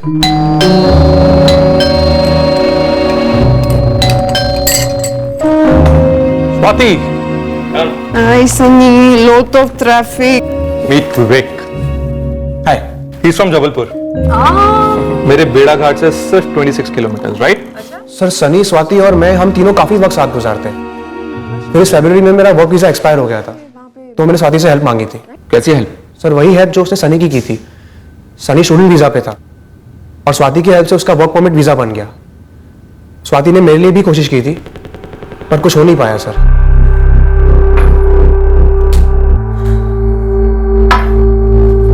आई एम सॉरी विवेक, मैंने बहुत ट्राई किया but it's okay, thanks. You know ना कि हमारी कंपनी एक फाइनेंशियल कंपनी है और तुम्हारी क्वालिफिकेशन केटरिंग की है, सो कोई नहीं, इट्स ऑलराइट। और स्वाति, हम 6 महीने में पक्का कोई ना कोई जुगाड़ करके विवेक को एक जॉब ऑफर भेज सकेंगे ना? हाँ श्योर श्योर, जरूर कुछ होगा, we can try. Thanks Vivek, thanks Swati. तो तेरे सामने गाजर था, वर्क परमिट। सर गाजर वाजर क्या सर? सर कोई गुनाह थोड़ी है अब्रॉड सेटल होना, हेल्प मांगना। गुनाह है 10 साल के बच्चे हर्ष का कत्ल, जिसका वीजा बनाने की रिटर्न हेल्प तू कर रहा था। सर मुझे इस मर्डर के बारे में कुछ नहीं पता, मैं तो बस मोहन जी की हेल्प कर रहा था, वो इतने बिजी आदमी है। हर्ष का पासपोर्ट तो 2016 में बन गया था ना, तो अब जाके वीजा क्यों बनना था उसका? सर ना मैंने हर्ष का पासपोर्ट बनाया, ना ही मैंने उसको गोद लिया है। सर आपको जो पूछना है आप उन लोगों से पूछिए ना। किन लोगों से? स्वाति से, मोहन जी से, सनी से। चल तेरा दूसरा नंबर दे। दूसरा नंबर? वही नंबर जिससे तूने ललित सिंह को कॉल किया था, अटैक करने का सिग्नल दिया था उसे। सर मैंने कोई सिग्नल विग्नल नहीं दिया। हर्ष और उसका जीजा दोनों मारे गए, लेकिन तेरे और गुड्डू के ऊपर एक खरोंच तक नहीं आई। तो सर हमारी गलती कि हम बच गए, हम साजिश का हिस्सा बन गए? सर इसमें कोई लॉजिक ही नहीं बनता है। लॉजिक बनेगा विवेक, और केस भी बनेगा, तगड़ा बनेगा, उन सब के खिलाफ जिन्होंने इस कांड में हिस्सा लिया है। ठीक है सर, आप बनाइए तगड़ा केस, अब मैं जाऊं? तू कहीं नहीं जा रहा विवेक, एक बार केस बनेगा ना तो तू काम से जाएगा। लंबा वर्क परमिट मिलेगा तुझे सेंट्रल जेल का।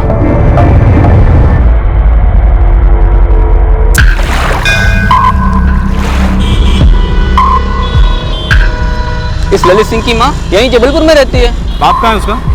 पता नहीं, बाप तो 6 साल पहले माँ से अलग हो गया।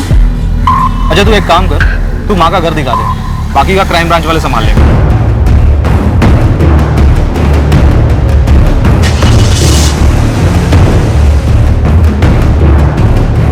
तो लोकेशन पर ही है ना नीलेश? हाँ एकदम ऑन द स्पॉट मैडम। ये ललित की माँ भी मार्केट से घर लौट रही है। वहीं कील गाड़ कर खड़ा रहे, हम 20 मिनट में पहुंच रहे हैं।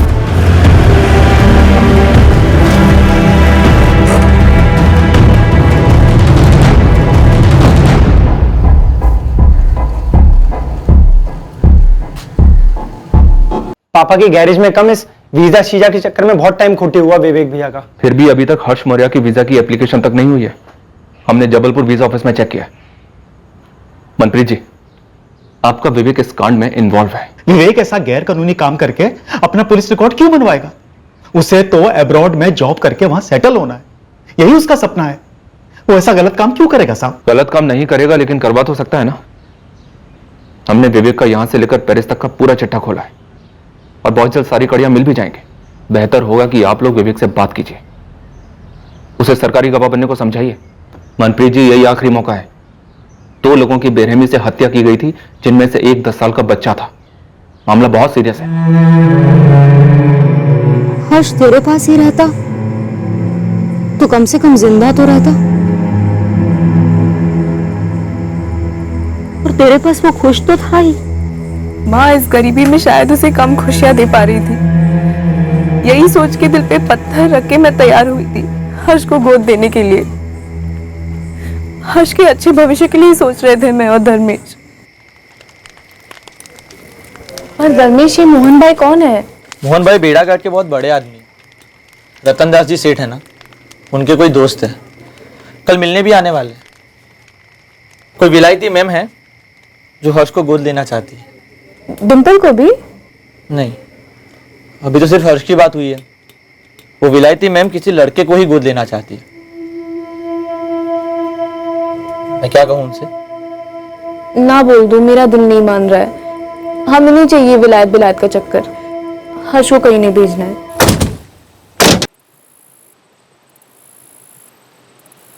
धर्मेश,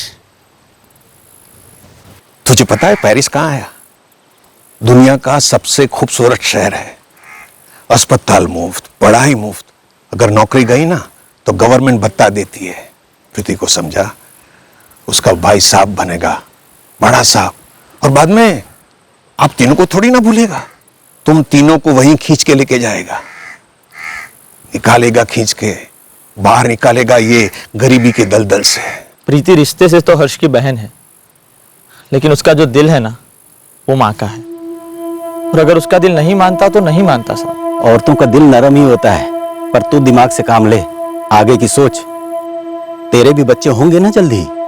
जल्दी तो नहीं होंगे साहब। क्यों? क्योंकि जब हमारी शादी हुई थी तो प्रीति की सिर्फ एक शर्त थी साहब, कि जब तक डिंपल और हर्ष बड़े नहीं हो जाते वही हमारे बच्चे हैं। एक बार वो बड़े हो जाए, जिम्मेदार हो जाए, फिर ही हम हमारे बच्चे करेंगे। इससे बढ़िया मौका कहां मिलेगा? अगर हर्ष पेरिस चला गया स्वाति जी के पास तो तुम्हारी आधी जिम्मेदारी खत्म हो जाएगी। देख धर्मेश, ऐसा मौका लाखों में से एक को नहीं मिलता, और ये ठुकराने के बाद नसीब को दोष मत देना गरीबी के लिए। देख हर्ष बेटा, तेरे जीजा जी कह रहे कि प्रीति दिल से नहीं दिमाग से सोच। दिल तो बिल्कुल नहीं कर रहा है कि तुझे भेजूं, लेकिन बेटा तेरे जीजा जी सही कह रहे हैं। तू एक बार वहां पे चला गया ना पेरिस, तो तेरी पूरी जिंदगी बदल जाएगी। तुझे अच्छा पढ़ने को मिलेगा, अच्छा खाने को मिलेगा, सब अच्छा होगा तेरे लिए। मुझे तुम्हारे साथ, डिंपल के साथ और जीजा जी के साथ रहना ज्यादा पसंद है। तो तू हमारे लिए अपनी अच्छी किस्मत छोड़ देगा? मैंने कहा ना, मैं कहीं नहीं जाऊंगा। दीदी मत भेजो ना हर्ष भैया को। देख डिंपल, तेरे जीजा जी और मेरे पास कुछ नहीं है तुम दोनों को देने के लिए। दीदी मुझे कुछ नहीं चाहिए, मुझे हर्ष भैया यही चाहिए, मत भेजो उसे। देखो तुम दोनों नाटक करना बंद कर दो। हाँ, अगर मैं और तेरे जीजा जी तुम दोनों के भले के लिए नहीं सोचेंगे तो और कौन सोचेगा? देख हर्ष बेटा, हम तीनों के लिए भी आसान नहीं है तेरे बिना जीना, लेकिन एक बार तू वहां पे चला गया ना तो तेरे लिए सब कुछ आसान हो जाएगा, और फिर तू एक दिन डिंपल को भी अपने पास ही बुलाएगा ना, है ना? लेकिन वो तो अभी भी अपने पास ही है ना, मत भेजो उसे। डिंपल, तू नहीं चाहती कि तेरा भाई बड़ा आदमी बने, बड़ा अफसर बने? अरे गाड़ियों में घूमेगा ये वहां पे, और फिर एक दिन तेरा भाई अपनी प्यारी सी डिंपल को भी लेके जाएगा ना अपने साथ। क्यों हर्ष? नहीं, मैं भाई को कहीं नहीं जाने दूंगी। देख बेटा, डिंपल छोटी है, उसे समझ में नहीं आ रहा है कि ये मौका कितना बड़ा है तेरे लिए, लेकिन बेटा तू तो समझदार है ना, तुझे पता है ना कि मैं तेरे भले के लिए बोल रही हूँ। बेटा मान लेना मेरी बात।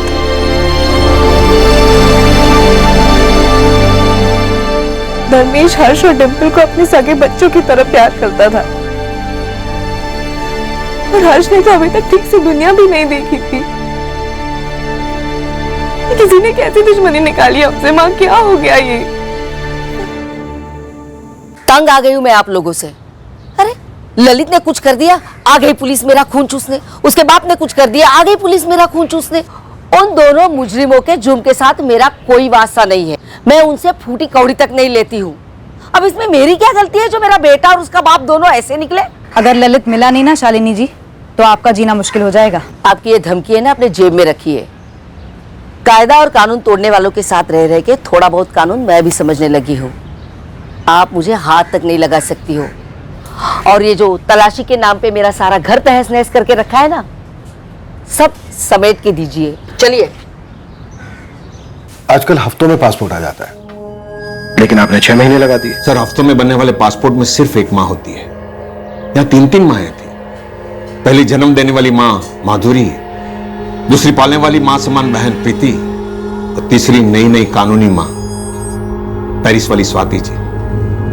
सर 3-3 बार एप्लीकेशंस देने पड़े। वीजा एप्लीकेशन में करीब 1.5 साल हो लग गया। क्यों? स्वाति मेहरा ने अडॉप्शन के बाद फरवरी में पासपोर्ट के आते ही हर्ष को पेरिस क्यों नहीं बुला लिया? वो आप स्वाति जी से ही पूछिए ना। नहीं पूछना है मुझे स्वाति जी से। यहाँ बेड़ा घाट में हर्ष और उसके जीजा धर्मेश का मर्डर हुआ है, वहां पेरिस में नहीं। मोहन जी, आपने हर्ष की असली मां माधुरी जाधव और उसके पति राजकुमार का मैरिज सर्टिफिकेट बनवाया। आप ही ने हर्ष की बड़ी बहन प्रीति और उसके हस्बैंड धर्मेश को हर्ष का लीगल गार्जियन बनवाया। आपने ही अडॉप्शन के पेपर तैयार करवाए। आपने ही भागदौड़ करके पासपोर्ट बनवाया हर्ष का। माजरा क्या है मोहन जी? ये बच्चों की स्मगलिंग का कोई रैकेट है या फिर पैसों की कोई डील थी जो खट्टी हो गई? सर, पैसों का तो ऐसा है कि ऊपर वाले की मेहरबानी से मेरे पास काफी पैसे हैं। मैंने तो इज्जत से कमाए हुए, लेकिन मेरी सबसे बड़ी कमाई बेड़ा घाट में मेरा नाम, मेरी इज्जत है। आप मेरी इज्जत उछालने चल रहे हैं। मैं बच्चों की स्मगलिंग करूं? मैं मदद कर रहा था, मैं सोशल वर्क कर रहा था। लेकिन ललित सिंह सोशल वर्क नहीं करता मोहन जी, तगड़ी फीस लेता है लोगों को हेल्प करने की। और अगर ललित सिंह को हर्ष की किसी ने सुपारी दी थी तो उसे इस हत्याकांड से बड़ा फायदा हुआ होगा या फिर होने वाला है। कौन हो सकता है वो मोहन जी? सर मैं नहीं हूं, आप पता करो। मेरी तरफ से कोई भी मदद लगेगी ना तो मैं जरूर दूंगा आपको। अगर आपको किसी पर शक करना होता तो आप किस पर करते? धर्मेश और प्रीति। हर्ष सोने की मुर्गी बन सकता था धर्मेश और प्रीति के लिए, रिटायरमेंट का प्लान बन सकता था। अब पता नहीं ये गवारों ने क्या सोचा होगा। लेकिन धर्मेश खुद भी तो मारा गया है। और प्रीति अपने छोटे भाई हर्ष को मरवाने में साथ क्यों देगी? ऐसा भी हो सकता नहीं कि धर्मेश ने अकेले ने प्लान बनाया हो, प्रीति को कुछ पता ही ना हो, अंधेरे में हो। और वो क्या नाम, ललित फलित, दोनों के बीच में अनबन हो। सर वो कहावत है ना, जहां 4 पैसे वहां 8 तलवारें।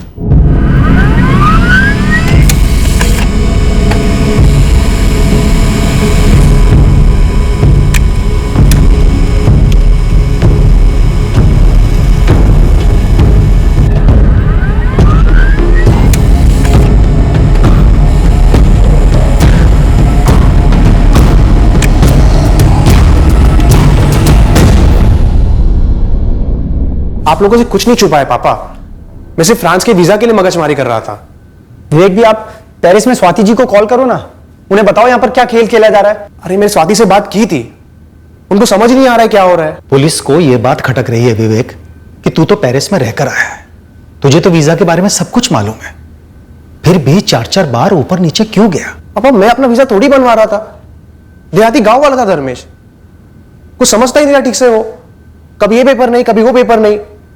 और फ्रेंच कॉन्सुलेट वाले कितना स्ट्रिक्ट होते हैं आप जानते ही है ना। हम बस इतना जानते हैं कि ये सब जो हो रहा है ना, इसका बिल ये आप पे और उस ड्राइवर गुड्डू पर फाड़ना चाहते हैं पुलिस वाले। कोर्ट कानून नहीं है क्या? जब कुछ किया नहीं तो किस बात का बिल फाड़ेंगे ये लोग?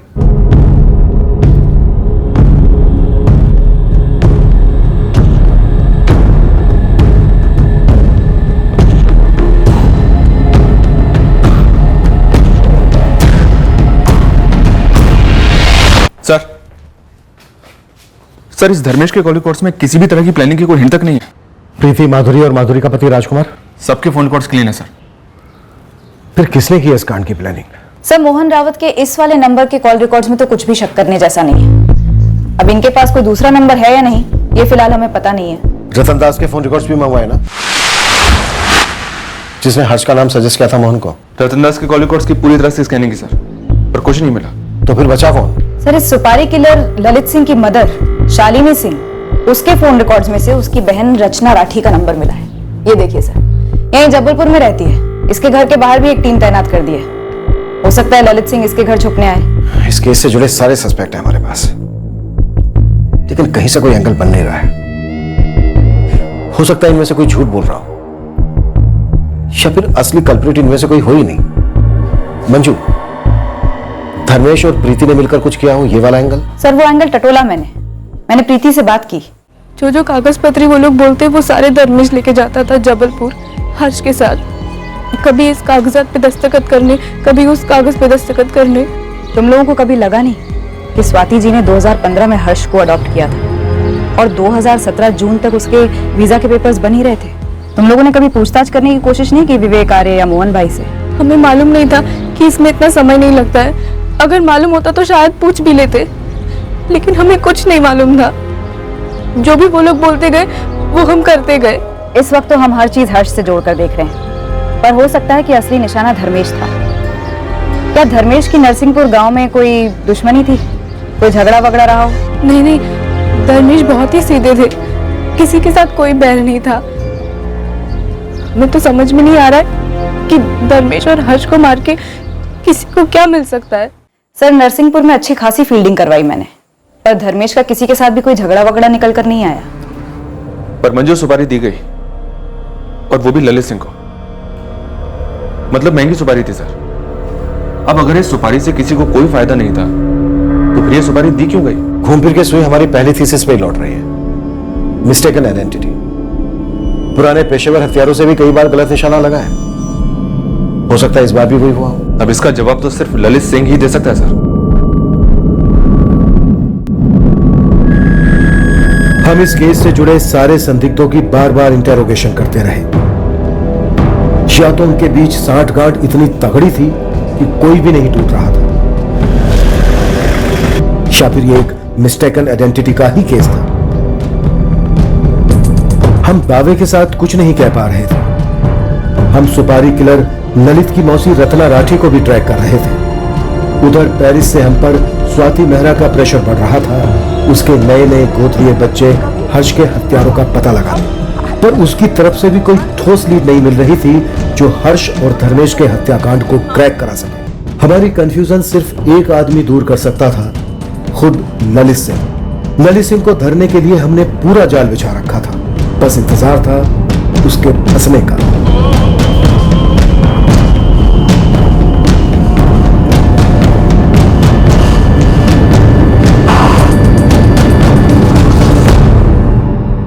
पर सुपारी किलर ललित सिंह के हाथ लगने से पहले हमें इस केस का पहला ब्रेक थ्रू मिल गया। इस खूंखार शतरंज की बिसात पर का एक मोहरा आखिरकार फिसल गया।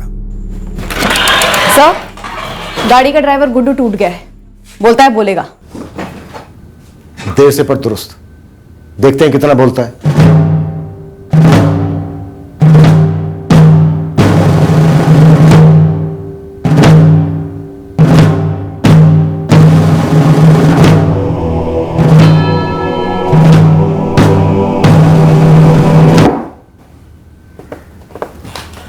गुड्डू, कौन सी चक्की का आटा खाता है तू? इतने दिन भोला भाला बना रहा, ना बातों से टूटा ना लातों से। मैं पैसों के लालच में आ गया था। मैं बहुत छोटा आदमी। लालच किसने दिया तुझे? शुरुआत से बोल। बोल। साहब, वो हर्ष को मारने की 2 बार पहले भी कोशिश की। किसने कोशिश की थी? सुपारी किलर ललित सिंह ने? वो तो नहीं पता साहब, पर वही 2 लोग बाइक पर सवार थे।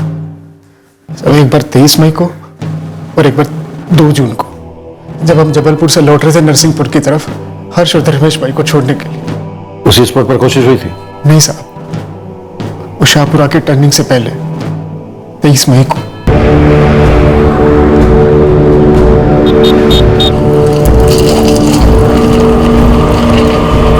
दूसरी बार नूनी बाईपास के पास 2 जून को।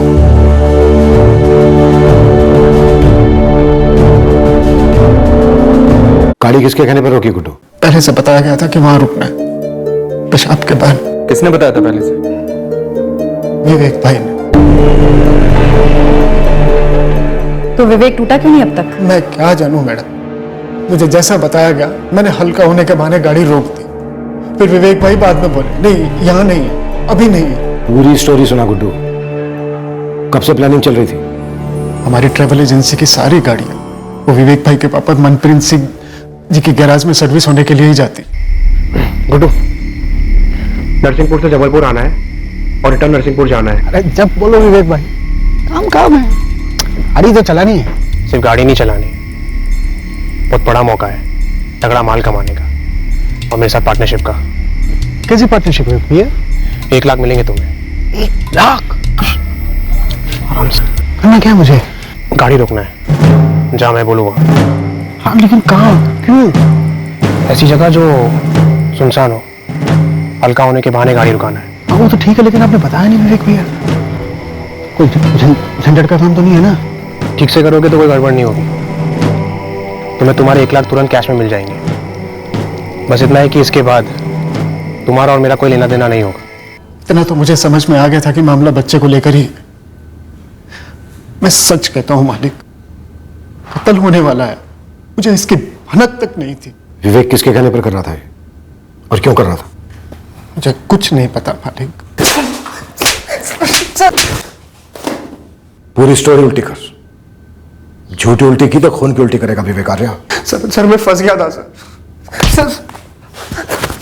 अब फंस जाएगा, यही खोद के काट देंगे। स्टोरी बोल, स्टोरी, अपना टुकड़ा नहीं। सर ये स्टोरी पेरिस में शुरू हुई थी। स्टोरी का विलेन कौन है? स्वाति? सनी? या दोनों? सर सनी ने शर्त रखी थी कि अगर पेरिस लौटना है, जॉब चाहिए, वर्क वीजा चाहिए, तो उसका एक काम करना होगा। तुझे यहाँ पेरिस परमानेंट रेजिडेंसी दिलाने का फुल प्रूफ प्लान है मेरे पास, और कॉन्टेक्ट भी। बस तुझे एक काम करना है, सिंपल सा काम है, तेरे लिए बाएं हाथ का खेल है, आराम से कर ले। यार सनी, कुछ भी कर दूंगा। तू मुझे पहले ये बता कि तुझे ये वर्क परमिट और परमानेंट रेजिडेंसी कैसे मिल रही है? अचानक से कॉन्टैक्ट कहां से मिल गया? देख विवेक, बात अपने तक ही रखना, कॉन्फिडेंशियल है, इसलिए सिर्फ तेरे को ही बता रहा हूँ। मैंने यहाँ पे परमानेंट रेजिडेंसी के लिए स्वाति के साथ कॉन्ट्रैक्ट मैरिज कर ली है। तेरे लिए भी एक लड़की ढूंढी है, फुल प्रूफ तरीका। तू भी मेरी तरह दामाद बन जा पेरिस का, ऐश करेंगे। बस उसके लिए तुझे यहाँ पे टूरिस्ट वीजा पे आना होगा। क्या? अबे तूने मुझे पहले क्यों नहीं बताया ये? अब बता रहा हूँ ना, लेकिन इसके बदले तुझे मेरा एक काम करना होगा। बोल ना, सुन रहा हूँ। काम क्या है? एक मर्डर करना। क्या मजाक कर रहा है यार? एक तो पहले ही वर्क परमिट को लेकर ओवर एक्साइटेड हो रहा हूँ। बोल ना, काम क्या है? मजाक नहीं कर रहा हूँ विवेक, एक मर्डर करना है। इनफैक्ट तुझे नहीं करना है, सिर्फ करवाना है। किसका मर्डर और क्यों? एक बच्चे का मर्डर। इस काम के 6 लाख अलग से दूंगा। अब बोल। यार तुम मर्डर ऐसे बोल रहे जैसे खेत की मूली काट लाना हो। इनफैक्ट उससे भी आसान, तुझे काटना नहीं है, सिर्फ खेत में से मूली कटवानी है, वो भी छोटी वाली। और तूने हर्ष की सुपारी ललित सिंह को दी? जी सर। और ये ललित सिंह तुझे किसने दिया? कैलाश ने। कैलाश? कौन कैलाश?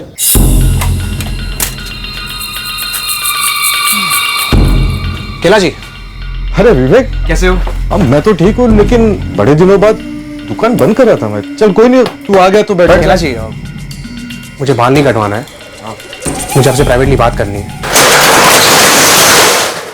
देख विवेक, तू अच्छा खासा पढ़ा लिखा इंसान है, फॉरेन रिटर्न है, हाँ? फिर ये मर्डर और सुपारी की बात क्यों? कैलाश जी, ये मर्डर मेरे लिए वीजा है पेरिस लौटने का, हमेशा हमेशा के लिए। विवेक, मैं तुम दोनों भाइयों को बचपन से देखते आया हूँ हाफ पैंट में। तुम्हारे डैडी मेरे दोस्त है और गैरेज भी अच्छा खासा चल रहा है। तो दूसरे देश में क्यों नहीं चले जाता? क्यों ये सुपारी के लफड़े में पड़ रहा है? मुझे सिर्फ इतना बता दो कि कांटेक्ट किसको करना है। किसको मरवाना है? कैलाश जी, किसको कांटेक्ट करना है, कितने लगेंगे और आपका कट कितना होगा?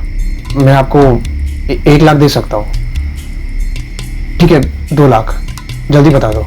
सिंह, ललित सिंह की दी हुई सुपारी कभी खाली नहीं जाती, और सुपारी देने वाले का नाम कभी बाहर नहीं निकलता। बहुत कमीना है, रिकॉर्ड है उसका, लेकिन पैसा भी उसी तरह से लेता है। 6 लाख। बच्चे का 6 लाख? बच्चा मारना या बड़ा आदमी, यहाँ फुल प्लेट का रेट लगता है। अपने यहाँ हाफ प्लेट वगैरह कोई सिस्टम नहीं है, समझा? ठीक है ललित भाई, मैं पार्टी से पूछता हूँ और कंफर्म करके ही फोन करता हूँ। गर्लफ्रेंड नहीं हो जो फोन करेगा, मेरे को कोई फोन नहीं करता। आमने सामने मिलेंगे। सुपारी के लिए ललित सिंह को 6 लाख रुपए देने के लिए सनी मान गया? जी सर। 6 तुझे, 6 ललित सिंह को भी, और ड्राइवर गुड्डू को 1। सलून वाले कैलाश को ललित से इंट्रो करवाने के 2 लाख। टोटल हुए 15 लाख। ये 15 लाख पेरिस से भेजे गए सिर्फ हर्ष को मारने के लिए? सर, डील वहां पेरिस से हुई, पर एडवांस यही से आया। ललित को सुपारी के 1 लाख मिले, कैलाश को 25,000, मेरा और गुड्डू का एडवांस अभी बाकी है सर। ये एडवांस यहाँ बेड़ाघाट में किसने दिया? सर, मोहन जी ने। मोहन? मोहन इस कांड को स्पॉन्सर कर रहा था। इसमें मोहन और उसके बेटे सनी को क्या मिलने वाला था? और वो पेरिस की स्वाति, वो स्वाति भी इसमें 100% इन्वॉल्व होगी। सर, जहां तक मुझे पता है ये मामला अडॉप्शन का था ही नहीं।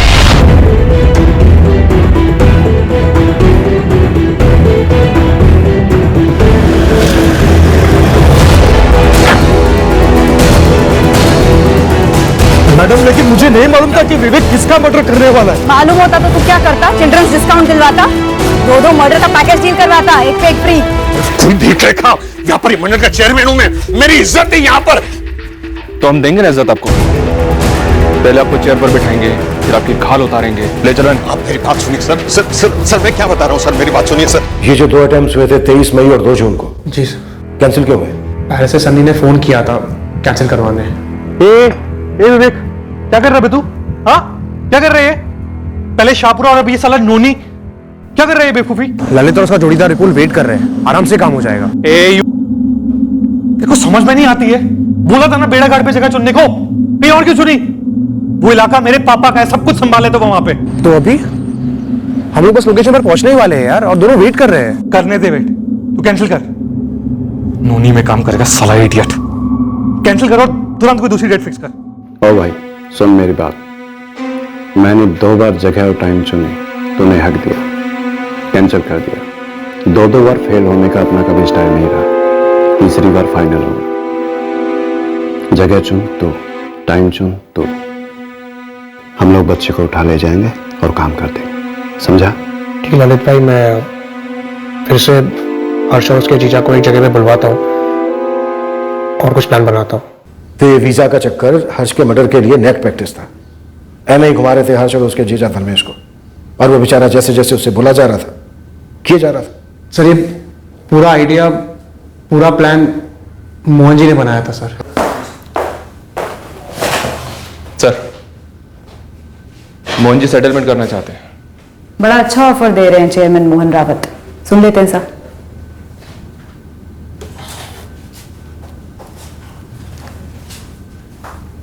सर मैं क्या कहता हूं, हम लोग आगे की सोचते हैं।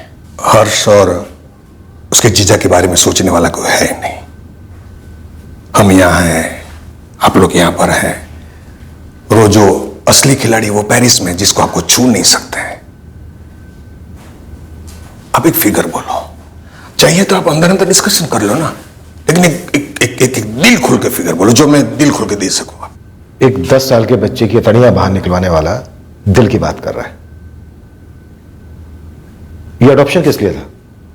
नाटक था कोई, है ना? मेरे बेटे सनी और स्वाति जी ने मिलकर ये प्लानिंग बनाई थी सर। और यहां पर सारी सेटिंग तूने की? नहीं सर। तेरा वो दोस्त रतन दास श्रॉफ, वो भी शामिल था इस साजिश में? नहीं सर, उसने तो सिर्फ पहचान करवाई धर्मेश और प्रीति के साथ। 24 जून को हर्ष की मौत की खबर जब पेरिस गई होगी तो वहां पर खूब खुशी का माहौल हुआ होगा, है ना? हुआ होगा। धर्मेश बीच में आ गया, वरना प्लानिंग तो सिर्फ हर्ष को मारने की ही थी। Okay okay. सनी, सब कुछ ठीक से हुआ ना? सनी तुम मुझे टेंशन दे रहे हो, प्लीज बोलो ना, सब ठीक से हुआ ना? अपना टारगेट हर्ष मारा गया, और साथ में उसका जीजा धर्मेश।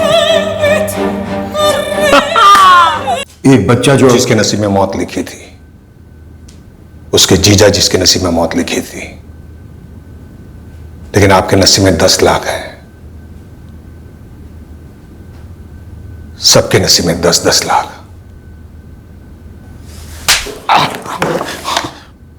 ये कोई पहला ऑफर तो है नहीं जो आपको मिला हो, और हर्ष कोई आखिरी बच्चा था नहीं जो इस दुनिया में से गया हो। बच्चे की बोली कितने की लगाई और किसे लगाई?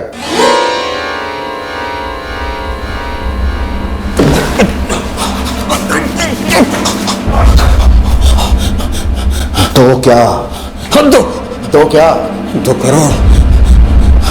2 करोड़ हर्ष का 2 करोड़ का इंश्योरेंस निकाला था सर। प्लानिंग इंश्योरेंस की थी साहब।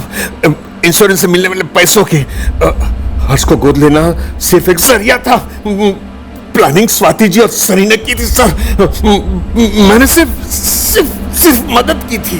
सेटल कर लो, किसी को कोई फर्क नहीं पड़ेगा सर। सर कैश ले लो और केस रफा दफा कर दो सर।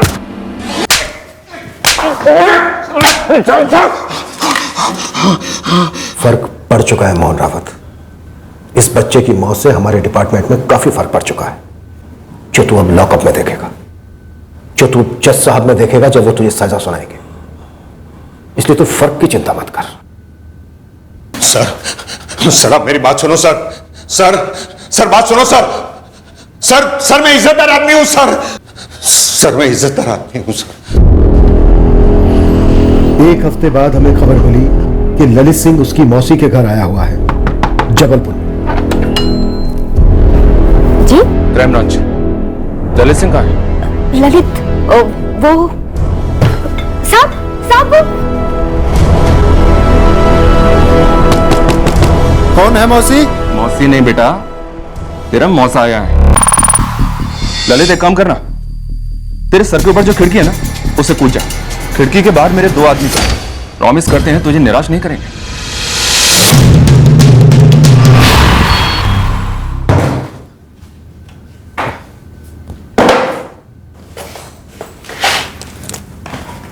बड़ी कलाकारी दिखाई उस बच्चे और उसके जीजा पर। सारी अतड़ियां बाहर। क्या चाकू घुमाया है, और हमें भी घुमाया। सुपारी तो सिर्फ बच्चे के लिए था साहब, तो उसका जीजा फीजा जो भी है वो तो बेकार में हीरो बन रहा था। अपने जोड़ीदार का नंबर दे दे, उसे भी मंगवा लेते हैं, तेरी कंपनी भी हो जाएगी। ठीक है, बताता हूँ ना साहब, लेकिन वो मेरी बेल मत रुकने देना। मेरा वकील मिलेगा आपको। तेरे वकील साहब को क्यों तकलीफ दें? तेरी बेल हम ही करवा देंगे यहीं पर, इसी लॉकअप में। उसके बाद तू अंदर रहे या बाहर, क्या फर्क पड़ता है? 6 दिन, पूरे 6 दिन वो बच्चा और उसके जीजा आईसीयू में तड़पे हैं। अब तो जिंदगी भर तड़पेगा। सर हर्ष मोरे के इंश्योरेंस पेपर में कोई झोल नहीं है, मैं लेके आता हूँ, आप खुद देख लीजिएगा। कितनी किस्त भर दी गई है? मिस स्वाति मेहरा ने पहली किस्त अदा की है। और सर मैं आपसे कहना चाहूंगा, मैंने कुछ गलत नहीं किया है, सब कुछ कायदे से हुआ है। पेपर्स तो लेके आइए एजेंट साहब, हम इंश्योरेंस कंपनी से आपसे सबसे बात करेंगे, उसके बाद ही तय होगा। पेरिस लेके ही नहीं जाने वाले थे। नहीं प्रीति, उन्होंने तुम लोगों को ढाल बनाया, खास करके हर्ष को, जीवन बीमा के 2 करोड़ रुपए के लिए। और वो जो औरत है स्वाति मेहरा, उसका हर्ष को गोद लेने का कोई इरादा नहीं था। बीमा के पैसों के लिए मार दिया हर्ष को। क्यों मार डाला मेरे भाई को? धर्मेश की जान हर्ष को बचाने की कोशिश में गई, धर्मेश को मारने का कोई प्लान नहीं था।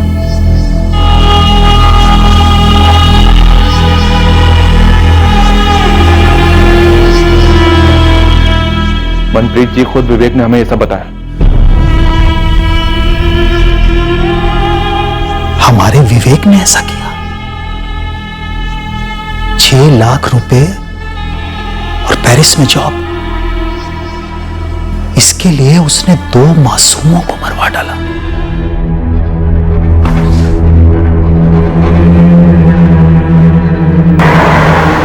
इंश्योरेंस क्यों करवाया? मतलब हर्ष के बेनिफिट के लिए करवाया। आफ्टर ऑल हर्ष को अडॉप्ट कर रही थी मैं। आप क्या बोल रहे हैं सर? आप ऐसा ये वाहियात एलिगेशन लगा भी कैसे रहे हैं कि मैंने इंश्योरेंस के पैसों के लिए अपने ही बेटे हर्ष को मरवाया? स्वाति मेहरा, गलतफहमी पाली तुमने और सनी ने भी कि फर्स्ट वर्ल्ड मुल्क में छुपकर बैठने की जगह मिल जाए तो इंडिया में तुम जो मर्जी जुर्म कर सकते हो, हम तुम तक कभी पहुंचेंगे नहीं। शट अप, बहुत सुन लिया मैंने। तुम्हारी ये स्वेट्स, ये एलिगेशन मुझ पर असर नहीं करती। ऑलराइट, धमकियां मत दो मुझे। ये धमकी नहीं है, ये अगले कुछ दिनों का फोरकास्ट है तुम दोनों को। मौसम बड़ा खराब होगा, इतना खराब कि तुम अपने अपार्टमेंट में छुपकर बैठो, पेरिस के किसी मॉल, होटल या गली में शरण लो। आंधी आएगी, आंधी, और वहां से तुम्हें उखाड़कर सीधे हमारे कोर्ट में फेंक कर जाएगी। तुम्हारे डैड ने कहा था कि वो सब कुछ मैनेज कर लेंगे, वो ये पुलिस उनकी मुट्ठी में। एकदम मुट्ठी छोटी पड़ गई है पापा की। ये सब उस इडियट साले विवेक की वजह से हुआ है। ये सच एन इडियट। तुम्हें लगता है कि वो यहाँ तक पहुंच पाएंगे? नो ना, फ्रांस के लॉज और इंडिया के लॉज। हाँ, आप नहीं पहुंचेंगे और पापा भी बेल पर बाहर निकल ही लेंगे।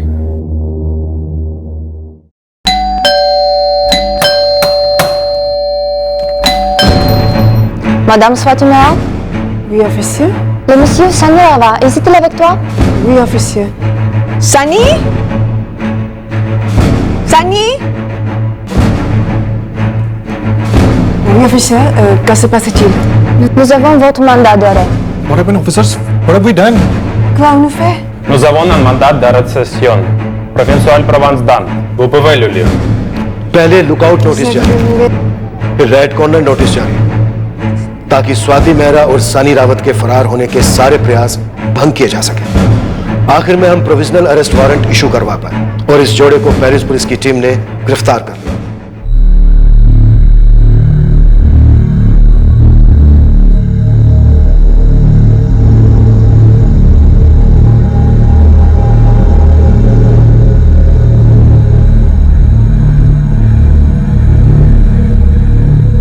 हम इस केस को आखिरी पड़ाव तक लेकर ही जाएंगे।